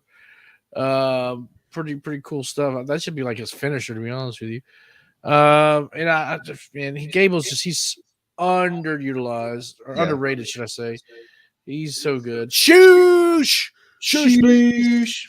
I thank you. He's been used very well recently with Triple H. He's been in those, the triple threat match for the U.S. title, #1 contendership. He had the banger with Kevin Owens. He had a great match with, Johnny Gargano. Did he have one against Ciampa? I don't remember, but a lot of just really good matches overall. I mean, according to Uncle Dave, he's not being utilized well. So, is he saying that? Is right now currently? Yeah. He's saying he basically said he's seen as a goof. He's not taken seriously as a wrestler. Are you watching the matches? I don't think Uncle Dave watches WWE. I think he just watches like the shoosh. There's a difference from not being taken seriously to being a goofy character. Sami Zayn is taken seriously as in the grand scheme of things as a goofy character because he plays his role. Same Yeah. thing with Chad Gable. He plays his role as a goofy character. He's just but been an he annoying backs it heel. up in the ring. Yeah. Yeah. Like I said, Kurt Angle did the same thing. He was playing a Right. goof Mm-hmm. with the sexy boy song and all that shit. Like he was doing goofy, wearing the little tiny cowboy. Like, he was a goof. Yeah. Was he taken seriously? Yes. I think Once it he was. stepped into the ring. I think Chad has said a lot in the past, like Chad Gable is like the modern day Kurt Angle, and I think I didn't see it originally, but can see now that. I'm starting to see it because of the way that he's positioned. Yeah, the personality that he's showing. Like if you were to tell me like Shorty G, like I you know, forgot about that. doing nothing, Chad Gable was Mr. Kurt Angle, modern day Kurt Angle. totally forgot would about say that. no fucking way. that was definitely but- a Vince idea. You're Shorty G. You're short, and you got a shorty bastard, you. Look how short you are. You What- short bastard. Is there a rapper guy's name that we can put on there? Oh, Shorty? That's a rapper guy's name? Let's do Shorty it. G. Let's do it. The board is concerned about your extremely questionable decisions as of late. Yeah, we didn't talk about this because we could probably talk about next week, but there was a rumor for next year's WrestleMania about the big send off for old Vinnie Mac. Did you guys see that? Did see that. Supposedly they're planning a huge 39? final sayonara to Vince. Send him in the Hall No, of Fame. WrestleMania. WrestleMania 39? Yep. And the world's gonna know your name. I'm coming home. Maybe he's gonna go in the Hall of Fame. Hall of Fame. We're not. There was rumors like if he's gonna show up or like he'll be on. He'll come out and do the wave, like the Hall of Fame wave and stuff. There might be a nice little video package for him. But, I mean, it's. No, this is Vince coming up to Shorty G. What's good in the hood? Keep it up. They should give him the Breakfast Club exit that he just walks out, does a little pose at the end. Don't you forget about me, and it just fades. That's how WWE ends. Just a Breakfast Club ending with Vince. As you walk on by, and you call my name. My wife's favorite That's movie great. of all time is a Breakfast Club. She loves that movie. It's good shit. It's on Good Peacock, shit. by the way. It's on the There you Peacock. go. It's on It's the written in the Peacock. stars. Yeah. There's a lot of good shit on Peacock. Actually. Yeah, Shrek is on there. Well, Yeah, sure. Yep. Hey, don't shit on Shrek. Yeah, That's don't not- be hating on Shrek. that's not that's not polite to call Otis that. Boo. He could do the Boo. live action Shrek. Be pretty cool. Yeah, true. All right. Oh, my match of the week. Yeah, Oh, your match of the Marco, week. what's your match? I might have to go outside the box. I'm not sure if Young Anthony's gonna love this or hate this. Uh-oh. Uh-oh. I'm gonna go with Edge and Dominic Mysterio Oh my god. as the match of my match of the week. I'll take my glasses off as J-Bone puts his on. That'll be my Becky Lynch glasses.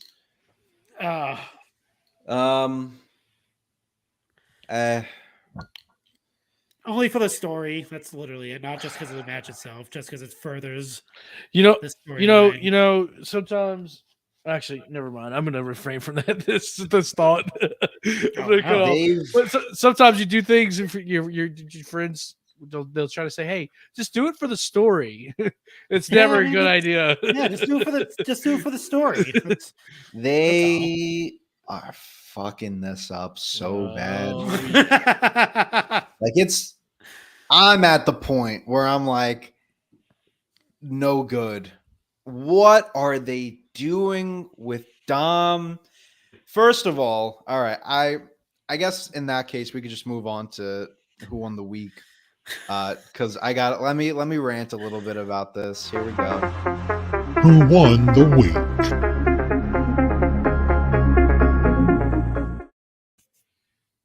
Who won the week? Yada yada yada. All right, let's talk about Dom Dominic real quick. won the So week. you fucking turned Dom already, which I already said last week. Go watch last week's episode. You could have done it so much better. You do that. Fine. Let's work with what we have. You want to know what they do? They don't work with what they have. They decide to start rushing things. First of all, Dom cutting a promo in the dark with Rhea just sitting there whispering in his ear. She's like, No, Rhea said, I want to beg you later. Like, You see, oh, you have already seen Rhea as a good talker. I mean, compared to Dom, a fantastic talker. Like, you've already seen her as the mouthpiece. Why would you let Dom sit there and cut a 2-hour promo that just seemed to never end? And it's like me trying to be like menacing, that I'm sitting here with my high-pitched voice and I'm like, you're not my dad anymore. You were mean. You picked your friend over me. Fucking, this makes me want, like, why didn't Ray just go to like New Japan? He had the chance. He was at like the All In pay-per-view. Well, he was in the main event of All In. He could have went to New Japan. He could have went to AEW. He could have been facing Ray Phoenix in a dream match. And all of that was pushed to the side for, you're not my dad anymore. I'm not a Mysterio. Let's pump the brakes here a little bit here, okay? Oh, Because- you're gonna pump the brakes. Yeah. Uh-oh. Okay. So I agree with some certain parts of that.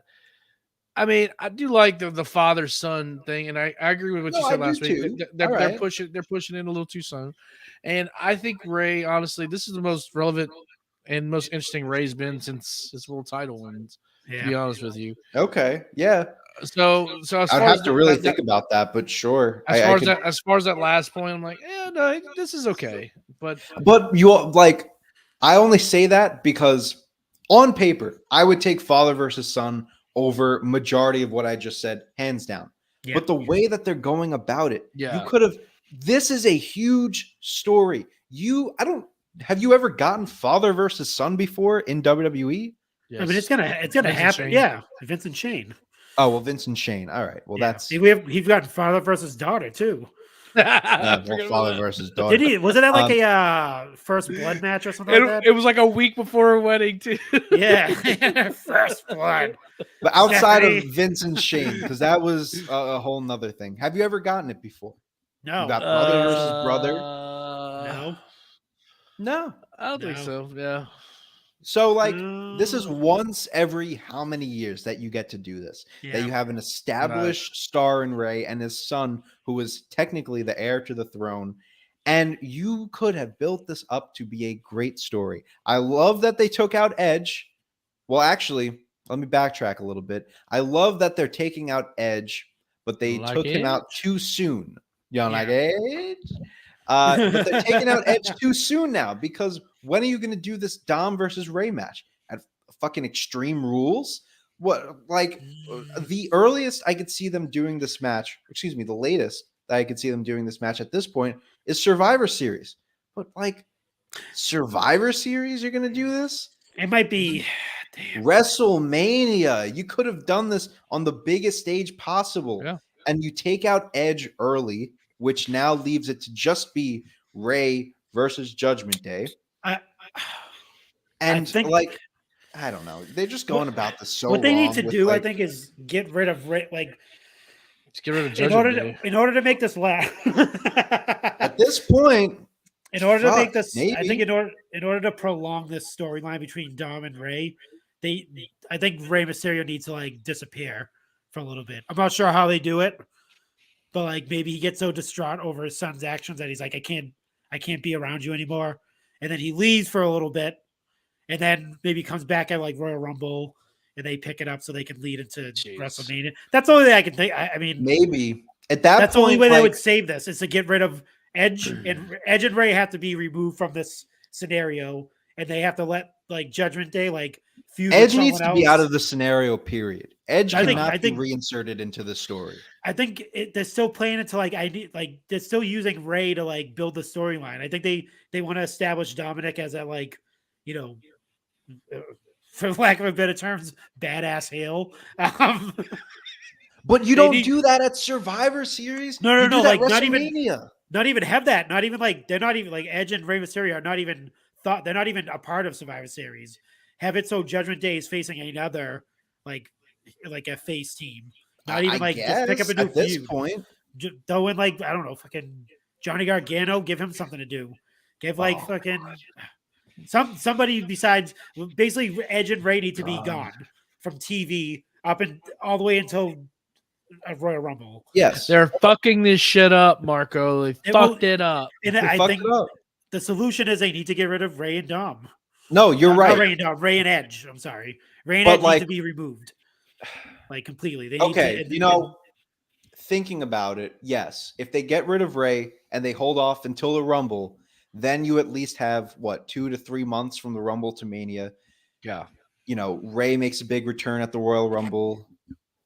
All right, I could eliminates kind of see Dom it. or something to like throws Yeah, Dom or away. even You like could if have, he like- comes back. You could have like Finn and Damian Priest attack him after a match, and maybe even Dominic. Yeah, they all attack him. They put him Yeah. on the shelf. Or like, Yeah. or then he you comes could even back. have like Ray comes in at the Royal Rumble, then Dom comes in, but Ray like refuses to eliminate Dom, and then Dom eliminates Ray, and then you get the feud started from there.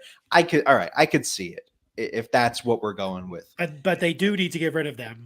And then They maybe do. for The- Survivor Series, they can do Judgment Day, but include Rhea. So you have your 4-person team, right? Mm. And then you can pick whatever face stable you want. But do you put Edge back in at that point? You can't. No, you start up a whole new feud with they need to interact with somebody else. All right. I'm not sure who. Maybe Braun Strowman gets involved somehow. I don't fucking know.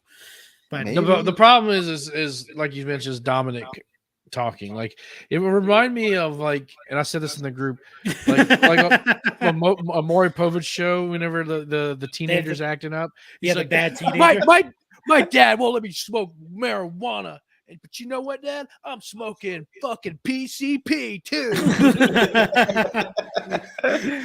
and bring him out. He's got to go off to the Good Kids Ranch, whatever. Yeah, for yeah. 6 It was like those promos that they would cut before they would show up on the show. My dad wouldn't give me money, so I went into his pockets and I stole the money. I stole his shit.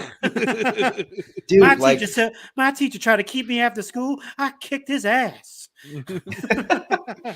that's where as much as I love the concept of Judgment Day of having no leader and kind of leading themselves, and I think Do that's whatever they want. doing whatever they want. That's where the flaw comes in, is that you don't have that experienced leader or a mouthpiece to cut those promos where Yeah. you have to rely on Rhea and Damien, but you have to rely on Rhea. You can't have everyone talk. At least for now, get Dom a promo coach or something. Yeah. Dude, I don't know what they're doing with this. They should have kept Dom not talking. Let Rhea do the talking for him because it fits the fucking character that Rhea's the one, with the pants in this scenario. Let Dom get domed.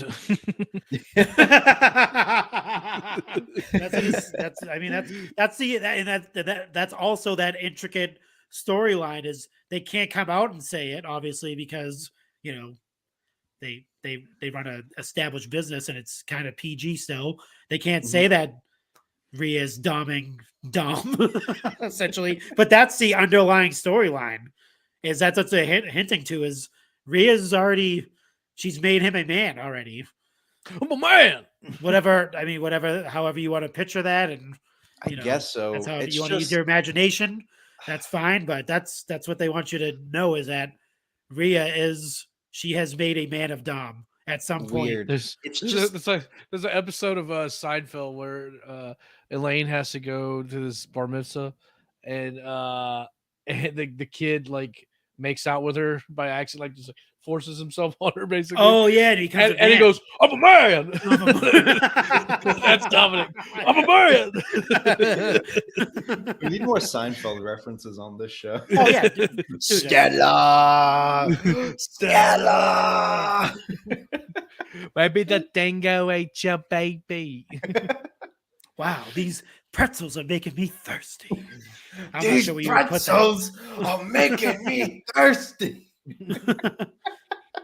Forgot about that one. George is getting upset. Yeah, we could definitely do that. We need a George is Seinfeld getting show. upset. We need drops. Why don't we get Seinfeld drops on the show? True. That's next. Hey, That's next. they have a great Facebook group that's got Seinfeld and wrestling mixed in together. That's perfect. It's good shit, actually. It's pretty funny. No soup for you. There's no soup left. There's no soup left. There's no soup. Where are you gonna get your soup? There's no soup left. Where's your soup? And then Cody Rhodes comes with the recipes. These Takes all the soup pretzels. away.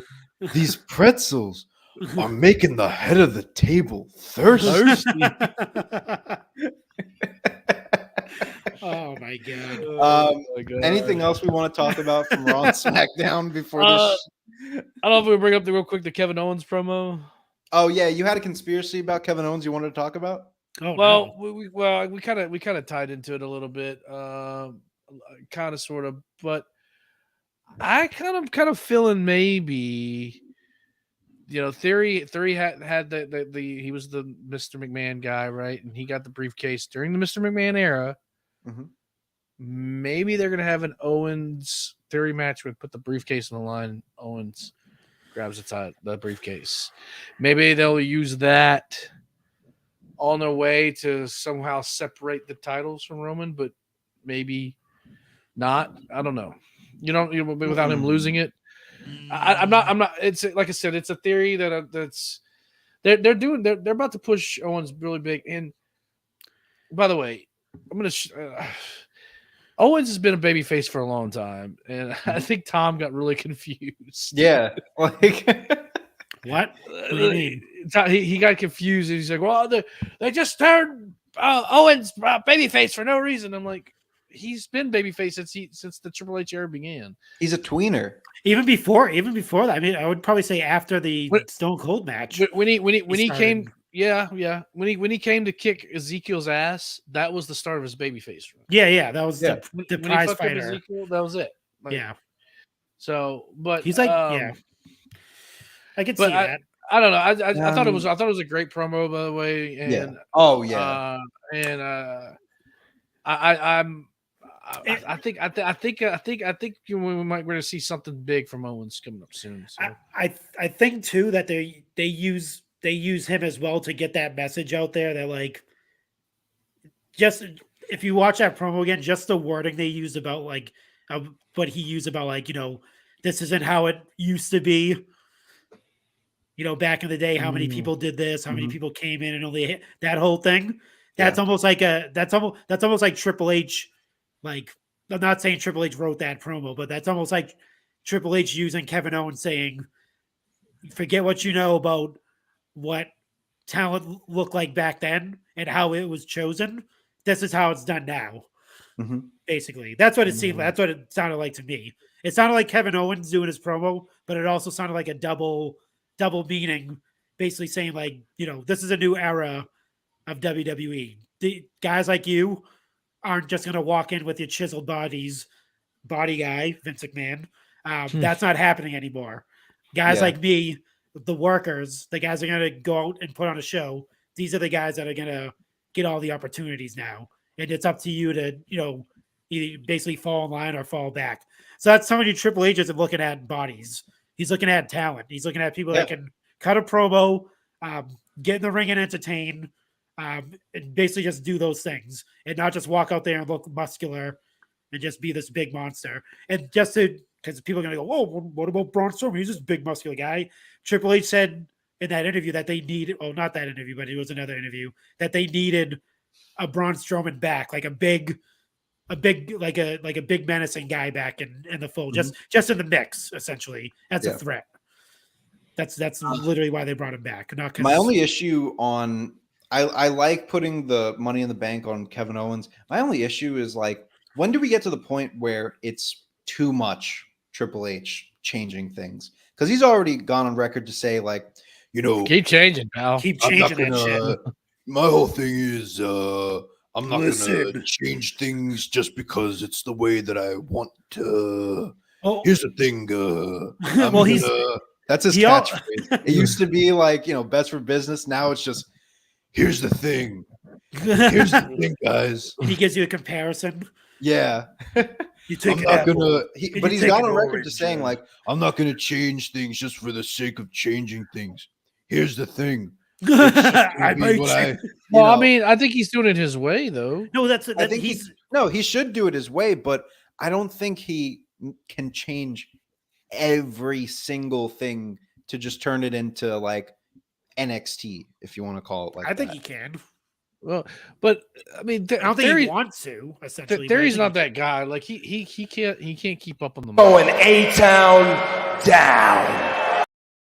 Exactly. Like he needs. Like he looks great. Like Kevin Owens He's mentioned. great in the ring. Great in the ring. Great talent. Like dude, if chiseled this body, all week that didn't stuff. prove to you that Theory has a long way to go on the mic, bro, Kevin Owens cuts this heater of a promo talking about Johnny Gargano and all this shit. And then he's on fire, crowd's going crazy. And then Theory just fucking goes, "You'll never look like me." No. Yeah, Going A-Town down.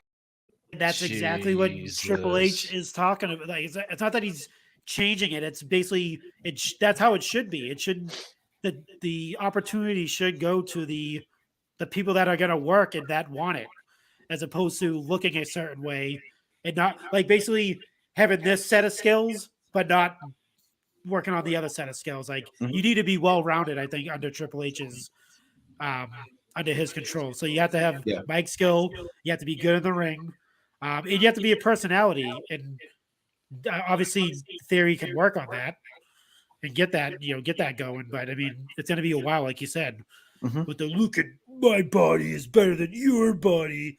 It's not going to cut it nowadays. I mean, who does that?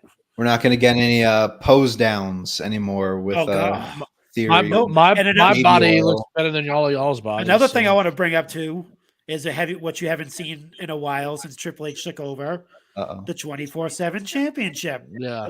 No stupid run-ins, no interrupting matches, no backstage segments on it. Completely gone. I think it's just going to fade to like. It's already gone. I mean, yeah.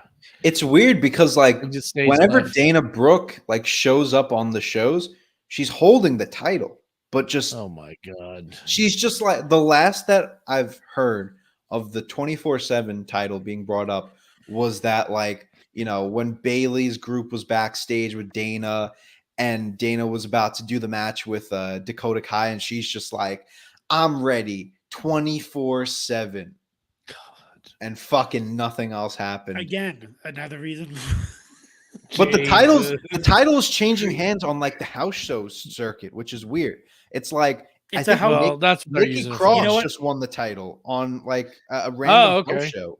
Okay, so that's why they. But they aren't counting it. I think like I don't understand what's going on. Make it a house show title, like that's fine. Make it a fucking nothing title. How about that? Get rid of this. Yeah. Transform it into a mid-card women's title, like we've been saying. Like it was good at the time to get a little bit more entertaining segments with R-Truth. It was cool. Drake Maverick. That was great. It got a little bit better with Akira Tozawa getting in there. It was fine. Fucking Dana Brooke is holding on to the title now. Give me a break. We're done with this. Just get rid of it. I agree. Put the North American title in that spot. Like just another title. If you need another title, make it the North American title and have that defended with some NXT guys. That should take the spot of the 24/7 time on TV. Or like I said, mid-card women's title they could go with as well. I guess. I mean, if you want to go that way, just get rid of it. Just get rid of the piece of shit. It's over. Anything on SmackDown?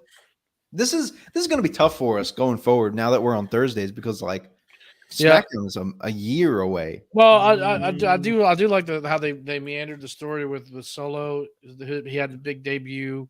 Yep. We kind of talked about it a little bit real quick. I think it was perfect. I love the backstage segments with Sammy and Jay and Jimmy and Solo. Like they really appreciate him. It was just very, very finite details in that. Yeah. Just beautiful. Yeah, you had Love you had Imperium and the Brawling Brutes. Oh, That match happened. Yep. That was close You for had a match of the week. Yeah, you had that 5-way women's match for the number 1 contender spot. That Ronda Rousey won. 5-way. And then Braun Strowman debuted. Oh yeah, God. And that was it. I'm already over him. Yeah, and then obviously Drew McIntyre and Solo Sikoa, which was also a really good match too. Yeah, So yeah. also, That was a good match. One thing to note, WWE have officially announced Logan Paul will be showing up on SmackDown tomorrow Fuck my night. life. So I can't wait. we didn't Who's he talk calling about out? this, but Logan Paul versus Roman Reigns might be happening. I'm not gonna lie. He was. I'm gonna watch it. He was on Impulsive. Yeah, I'm recently, not gonna watch Roman it, but Reigns. look. Here's what I'm gonna say. This is going to be a money match for the WWE based on the two names. Yeah. However, I know it won't change the J-Bone perception. I was going to say the public perception, but the J-Bone perception of I think it's the public perception. it's the public perception, I'll be honest, of him being a dick and an idiot. However, if we're talking about in-ring, this could be great for Logan Paul because you give him a main event spot with Roman Reigns, and this could either go two ways. So Roman's going to win regardless. I think there's no question about it. I think the intention of this match is for Logan Paul to look really good, have some very near falls, but ultimately Roman to get the win. But it's going to put over Logan Paul. So there's two ways that this finish could go. Number one is the crowd finally sees that Logan Paul is a, viable threat. After the match, they give him the, the applause or whatever, as he stands kind of just defeated in the ring, looking around. But he earns the respect from the fans. Or he loses to Roman, he's standing in the ring, and he just gets a fucking onslaught of boos. Like it happens throughout the entire match, and even after the match, he gets the Ronda Rousey Survivor Series treatment that she just gets booed out of the building. And that opens the door for Logan Paul to turn heel.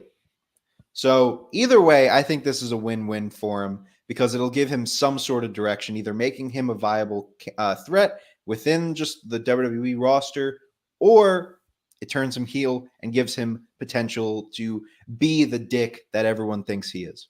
I swear to God, if they make him fucking WWE champion at any point in his career, they won't. I'm done. So okay, look, hold on. Look, I've got a collection of WWE champion shelf. That means I would have to buy a fucking Logan Paul figure. I'm selling all the figures. I'm out. I'm done. You just done collecting. Did they announce a Logan Paul at the Comic-Con? Did they? I think they did. No, Pat McAfee they announced. Oh, okay. Yeah. Yeah, not a Logan Paul yet. Here's what I think. I think I know a lot of people think it was JBL that showed up in that limousine. I think they might be hooking him up with Baron Corbin, dude. Never know. That's a heat seeker there for you. Didn't they play JBL's music though? I don't. But the I don't think so. You know what would be a great stable name for them? Oh, Go jeez. The $1 Million Ranch, baby, and JBL comes out. I got me a bunch of stallions here. I got a stable, if you will. I got $1 Million Ranch, and it's got Logan Paul, and it's got Happy Corbin.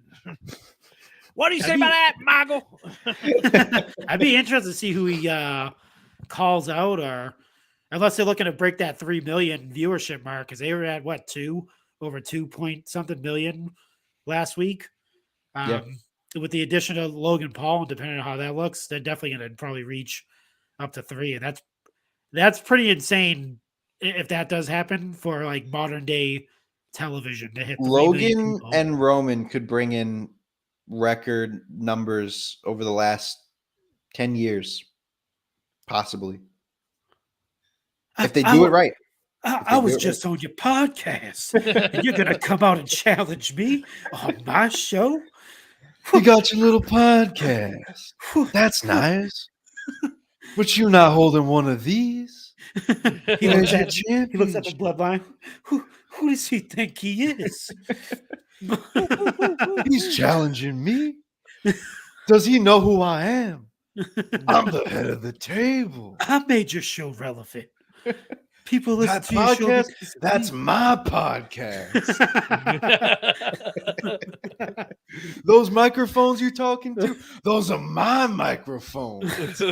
I'm wondering if I got to listen to the show. I wonder if they mentioned anything on that interview that led into this appearance. I think Logan challenged him after he left, was what I heard. And then Roman tweeted about it. So I don't hate it. You know what I do hate that I'll talk about from SmackDown real quick? We spent a whole segment last week talking about Pat McAfee leaving and the potential great candidates of who could replace him. And we're like Nigel McGuinness, Wade Barrett. Booker T. Renee Young. Anyone could have been great. Bobby Heenan. Let's take his Bobby Heenan. Yeah, right. Jim Ross. Bring out Jesse Ventura. King. Bring out the King, Jerry Lawler. Well, hold on, pal. Well, Michael, let me tell you about my 9/11 conspiracy. Anyone could have been great. Now, Jesse Ventura sounds. we gotta Cookie bring out Monster. Jesse Ventura impressions. I think. Now let me tell you something, Gorilla. Cookies. Let me say hi to Terry, Tyrell, and Jane. Why is Area 51? Why is it always securely guarded? Why is that happening? Jesse Ventura versus Roman Reigns is the match of the fucking century. Those 9/11 conspiracies, those are my 9/11 conspiracies. Oh, you say you that's your body? No, that's my body. I own your body. That's great. You say you're the head of the table. Well, let me tell you something about the head of the table. In the state of Minnesota, they call me the head of the table. You're the head of the table. I'm the head of the Green Party. Why do you have to have the bloodline all around the ring during our match? Why the conspiracy? Oh man. Oh my god. How did we just I don't yeah. I think we just need to decide who won the week. Who won the fucking week? It's pretty close. Yeah. It's a little close this week. I don't know. I'm going SmackDown. You going SmackDown? You got the 6-man tag. Yeah, you got all the segments with Solo. It's a pretty solid week. I'm gonna go SmackDown too. I'll go SmackDown. Whoa! Why did we all choose SmackDown? I think there's something that we have to investigate with this. You know Check out my new appearance on the Howard Stern show to talk about why we all picked Friday Night SmackDown. You know what would go really good with this show? Cookies. Uh-oh. He just booted himself. Oh man, he popped him so hard he escaped. He exited out of the show. This show is off the fucking rails. Oh man, this is what a the fun fuck show. happened? Let's end the show. We're off the rails this week. We gotta end the show. Once we hit 2 hours, that's when you know this is gonna be a shit show. My graphics aren't working anymore. Oh wait, here we go. Yeah. Where's the hey yo? Come on now, here we go. Hey, yo. Time to end the show. J-Bone, plug your stuff. All right, coming down the aisle, coming down the aisle pod.com. This week I got Mayor Aaron from Lumberjillville. We watch Wendy Chu versus Tiffany Stratton from 2 weeks ago on NXT. Okay, that was a pretty decent match. It was a lights out match, and I have to say, it was a good match. Wow. I enjoyed it. was. So check it out. So Aaron, Now, why were the lights out on that match? Why is Andre the Giant body slamming himself?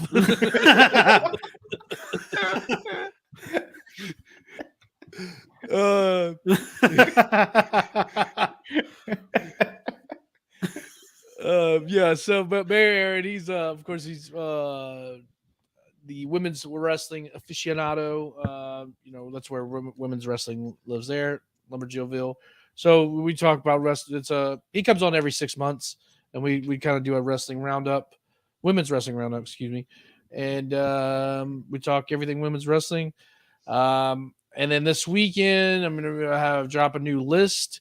Miles and I we're going to be talking top 10 giants and pro wrestling. So that'll be dropping as well. And that's about it. I got some big stuff planned. I've got the 100th episode looming, so just check that out. Stay tuned. Nice. That 100th episode? That's my 100th. Marco, what do you got going on? You think you're in God mode because you have 100 episodes coming? I've been the champ for 1,000 days, son. So obviously chickfolyshow.com. Sign up, get along, get in the group already. I mean, what are you waiting for? I mean, I say it every week. Obviously, you can follow Sheena, aka Chick Foley, on Chick Foley at IG on IG. You can follow me on the Twitter machine at Chick Foley Show. You can follow me at the MVP Marco on IG and Twitter as well. We have a new episode out. Not all of us, but the Pod Warriors has a new episode out. They go over the finishers, the best finishers, even the worst finishers. So listen to the Fig God and the Hail Husband. You get their takes on some finishing moves there. For me, I have a couple of guests lined up. I believe next week I'm going to be recording with J-Bone Sloppy Seconds, Aaron from Lumberjillville. I was like, oh God, are you bringing up an ex-girlfriend? So we nailed down the time. So he'll be on open mic, and obviously you know what the deal is with that. It's obviously not all wrestling. We'll get into the history of Lumberjillville, how that all started, what motivates him, all that stuff, all that good stuff, which would be pretty interesting because this would be my first time actually speaking to him. So Aaron's a really good dude. Aaron, honestly, he's one of my favorite guys out there. So. He's one of the first, when I first announced it, like way back in May that I was going to do this. Right. He's like one of the first people that reached out, was like, hey, I want to be on. Let me on it. Sometime I was like, yeah, sure thing. So we're going to finally make it happen. My next guest after that, I'll give you some insight. It'll be Nick, Extra Cooler. Cool. Definitely, that's going to be very interesting as well. Just because we obviously have history with like him creating pretty much all of our logos and stuff like that, and we'll get into the history of obviously him, how he started drawing, all that stuff. So, and then I have someone else after that, but we'll see how that goes. But those are my next two guests lined up for the open mic show. So stay tuned for those two gentlemen. Yeah, and that's you can check have. me out. Oh, actually, wait, forget that. Hold on, I got to cut you off. Pod Foundation, don't forget. Yes, follow Pod Foundation. That's all of us. That's Turnbuckle. It's Extra Cooler. It's coming down the aisle. It's Chick Foley. Yeah. Check us all out. We're amazing. We're pretty amazing. We fucking rule. We rule, brother. We just got to get rid of Hawk, and I think we'll be fine. We'll be unstoppable. You can follow me at Indie Epicenter on Instagram and Twitter. Next Sunday is Invictus Pro Wrestling's 2-year anniversary, Magnitude. I'll be doing a lot of coverage on that show. Of course, you can always catch me here at the Rawdown at our new start time Thursdays at 8 p.m. And before our time, we'll be going on hiatus for a bit. Fucking school is hectic. Life is hectic for the both of us. So it's going to be taking a good little break, but we'll come back eventually with some new content. We're always brewing some ideas, so stick around for us. But until then, make sure that you're supporting the rest of the tavern, especially our buddies on Flashback Fridays of Shot of Nostalgia. They're still pumping out content on their end. So make sure that you check out everything that they're doing, and all the tavern, all the Pod Foundation, support all of us because we're doing some great stuff. Ladies and gentlemen, it is time to wrap up tonight's show, and make sure that you are going on over to the TurnbuckleTavern.com. That is the number one place for you to get all of your tavern information and support everything that we're doing. Join our community. Listen to our podcast on YouTube and Spotify and Apple Podcasts. Watch our videos on YouTube and Twitch. And follow us on all of our socials. Make sure that you join our Discord with some amazing people to talk to. And buy the merch. You can get that at prowrestlingtees.com/tavern. You can get all of our, just great shirts overall. Everyone has an amazing shirt, and we're always pumping out new shirts. We might have to come up with a Roman Reigns shirt or a Jesse Ventura shirt. I think that's next. So we'll do that maybe one day. We'll see. That T-shirt, that's my T-shirt. That would be a good one. That's what I could say. Yeah, we got Teespring too over at theturnbuckletavern.com. You got stickers and mugs and all the such. And finally, call the Tavern 304-404-2004. That is the official Tavern hotline to hear your message played on the flagship show.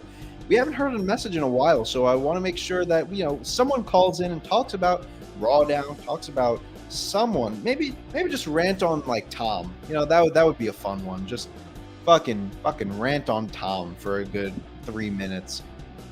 Maybe Bill Twats could come back. You never know when you get a nice little Bill Twats appearance. J-Bone, you're muted. We can't hear you. You're muted, dude. So I said that's Bill Matthews. Oh, Bill Matthews. Yeah, Bill Matthews, Bill Twatson, same thing. Depends who you're asking. But green jacket, gold jacket. Green jacket, gold jacket. Who gives a shit? As my computer slowly trudges down to turn off the music. I'm so happy that this episode is over. This was the worst technical difficulties that I ever had. And I think it is karma for talking shit about Hawk. Like, we all had difficulties tonight. We did. Yeah. Well, it was worth it. I mean, I don't take back what I said about Hawk ever. So that all stands. One night, one off night never hurts the Rawdown. Oh, of course. Yeah. Fucking Slim Nuts over here. He could, just trudge along with all of his technical. Can't hear you. Can't hear you. Can't hear you, man. Can't hear you, man. It's these fucking headphones, man. let me hit my ball real quick. Hold on. We're live. We're live. Motherfucker hitting balls live on air. Oh, wait, no. You want a Hawk impression? Here you go. We're live. There's your Hawk impression. We're live. Is my mic on? Is my mic on? Taps the mic, gets nothing. All right, folks, that's enough for us. Thank you all for tuning into tonight's episode. We will see you next week, but until then, take care, spike your hair, woo, woo, woo, woo. You know it. I do.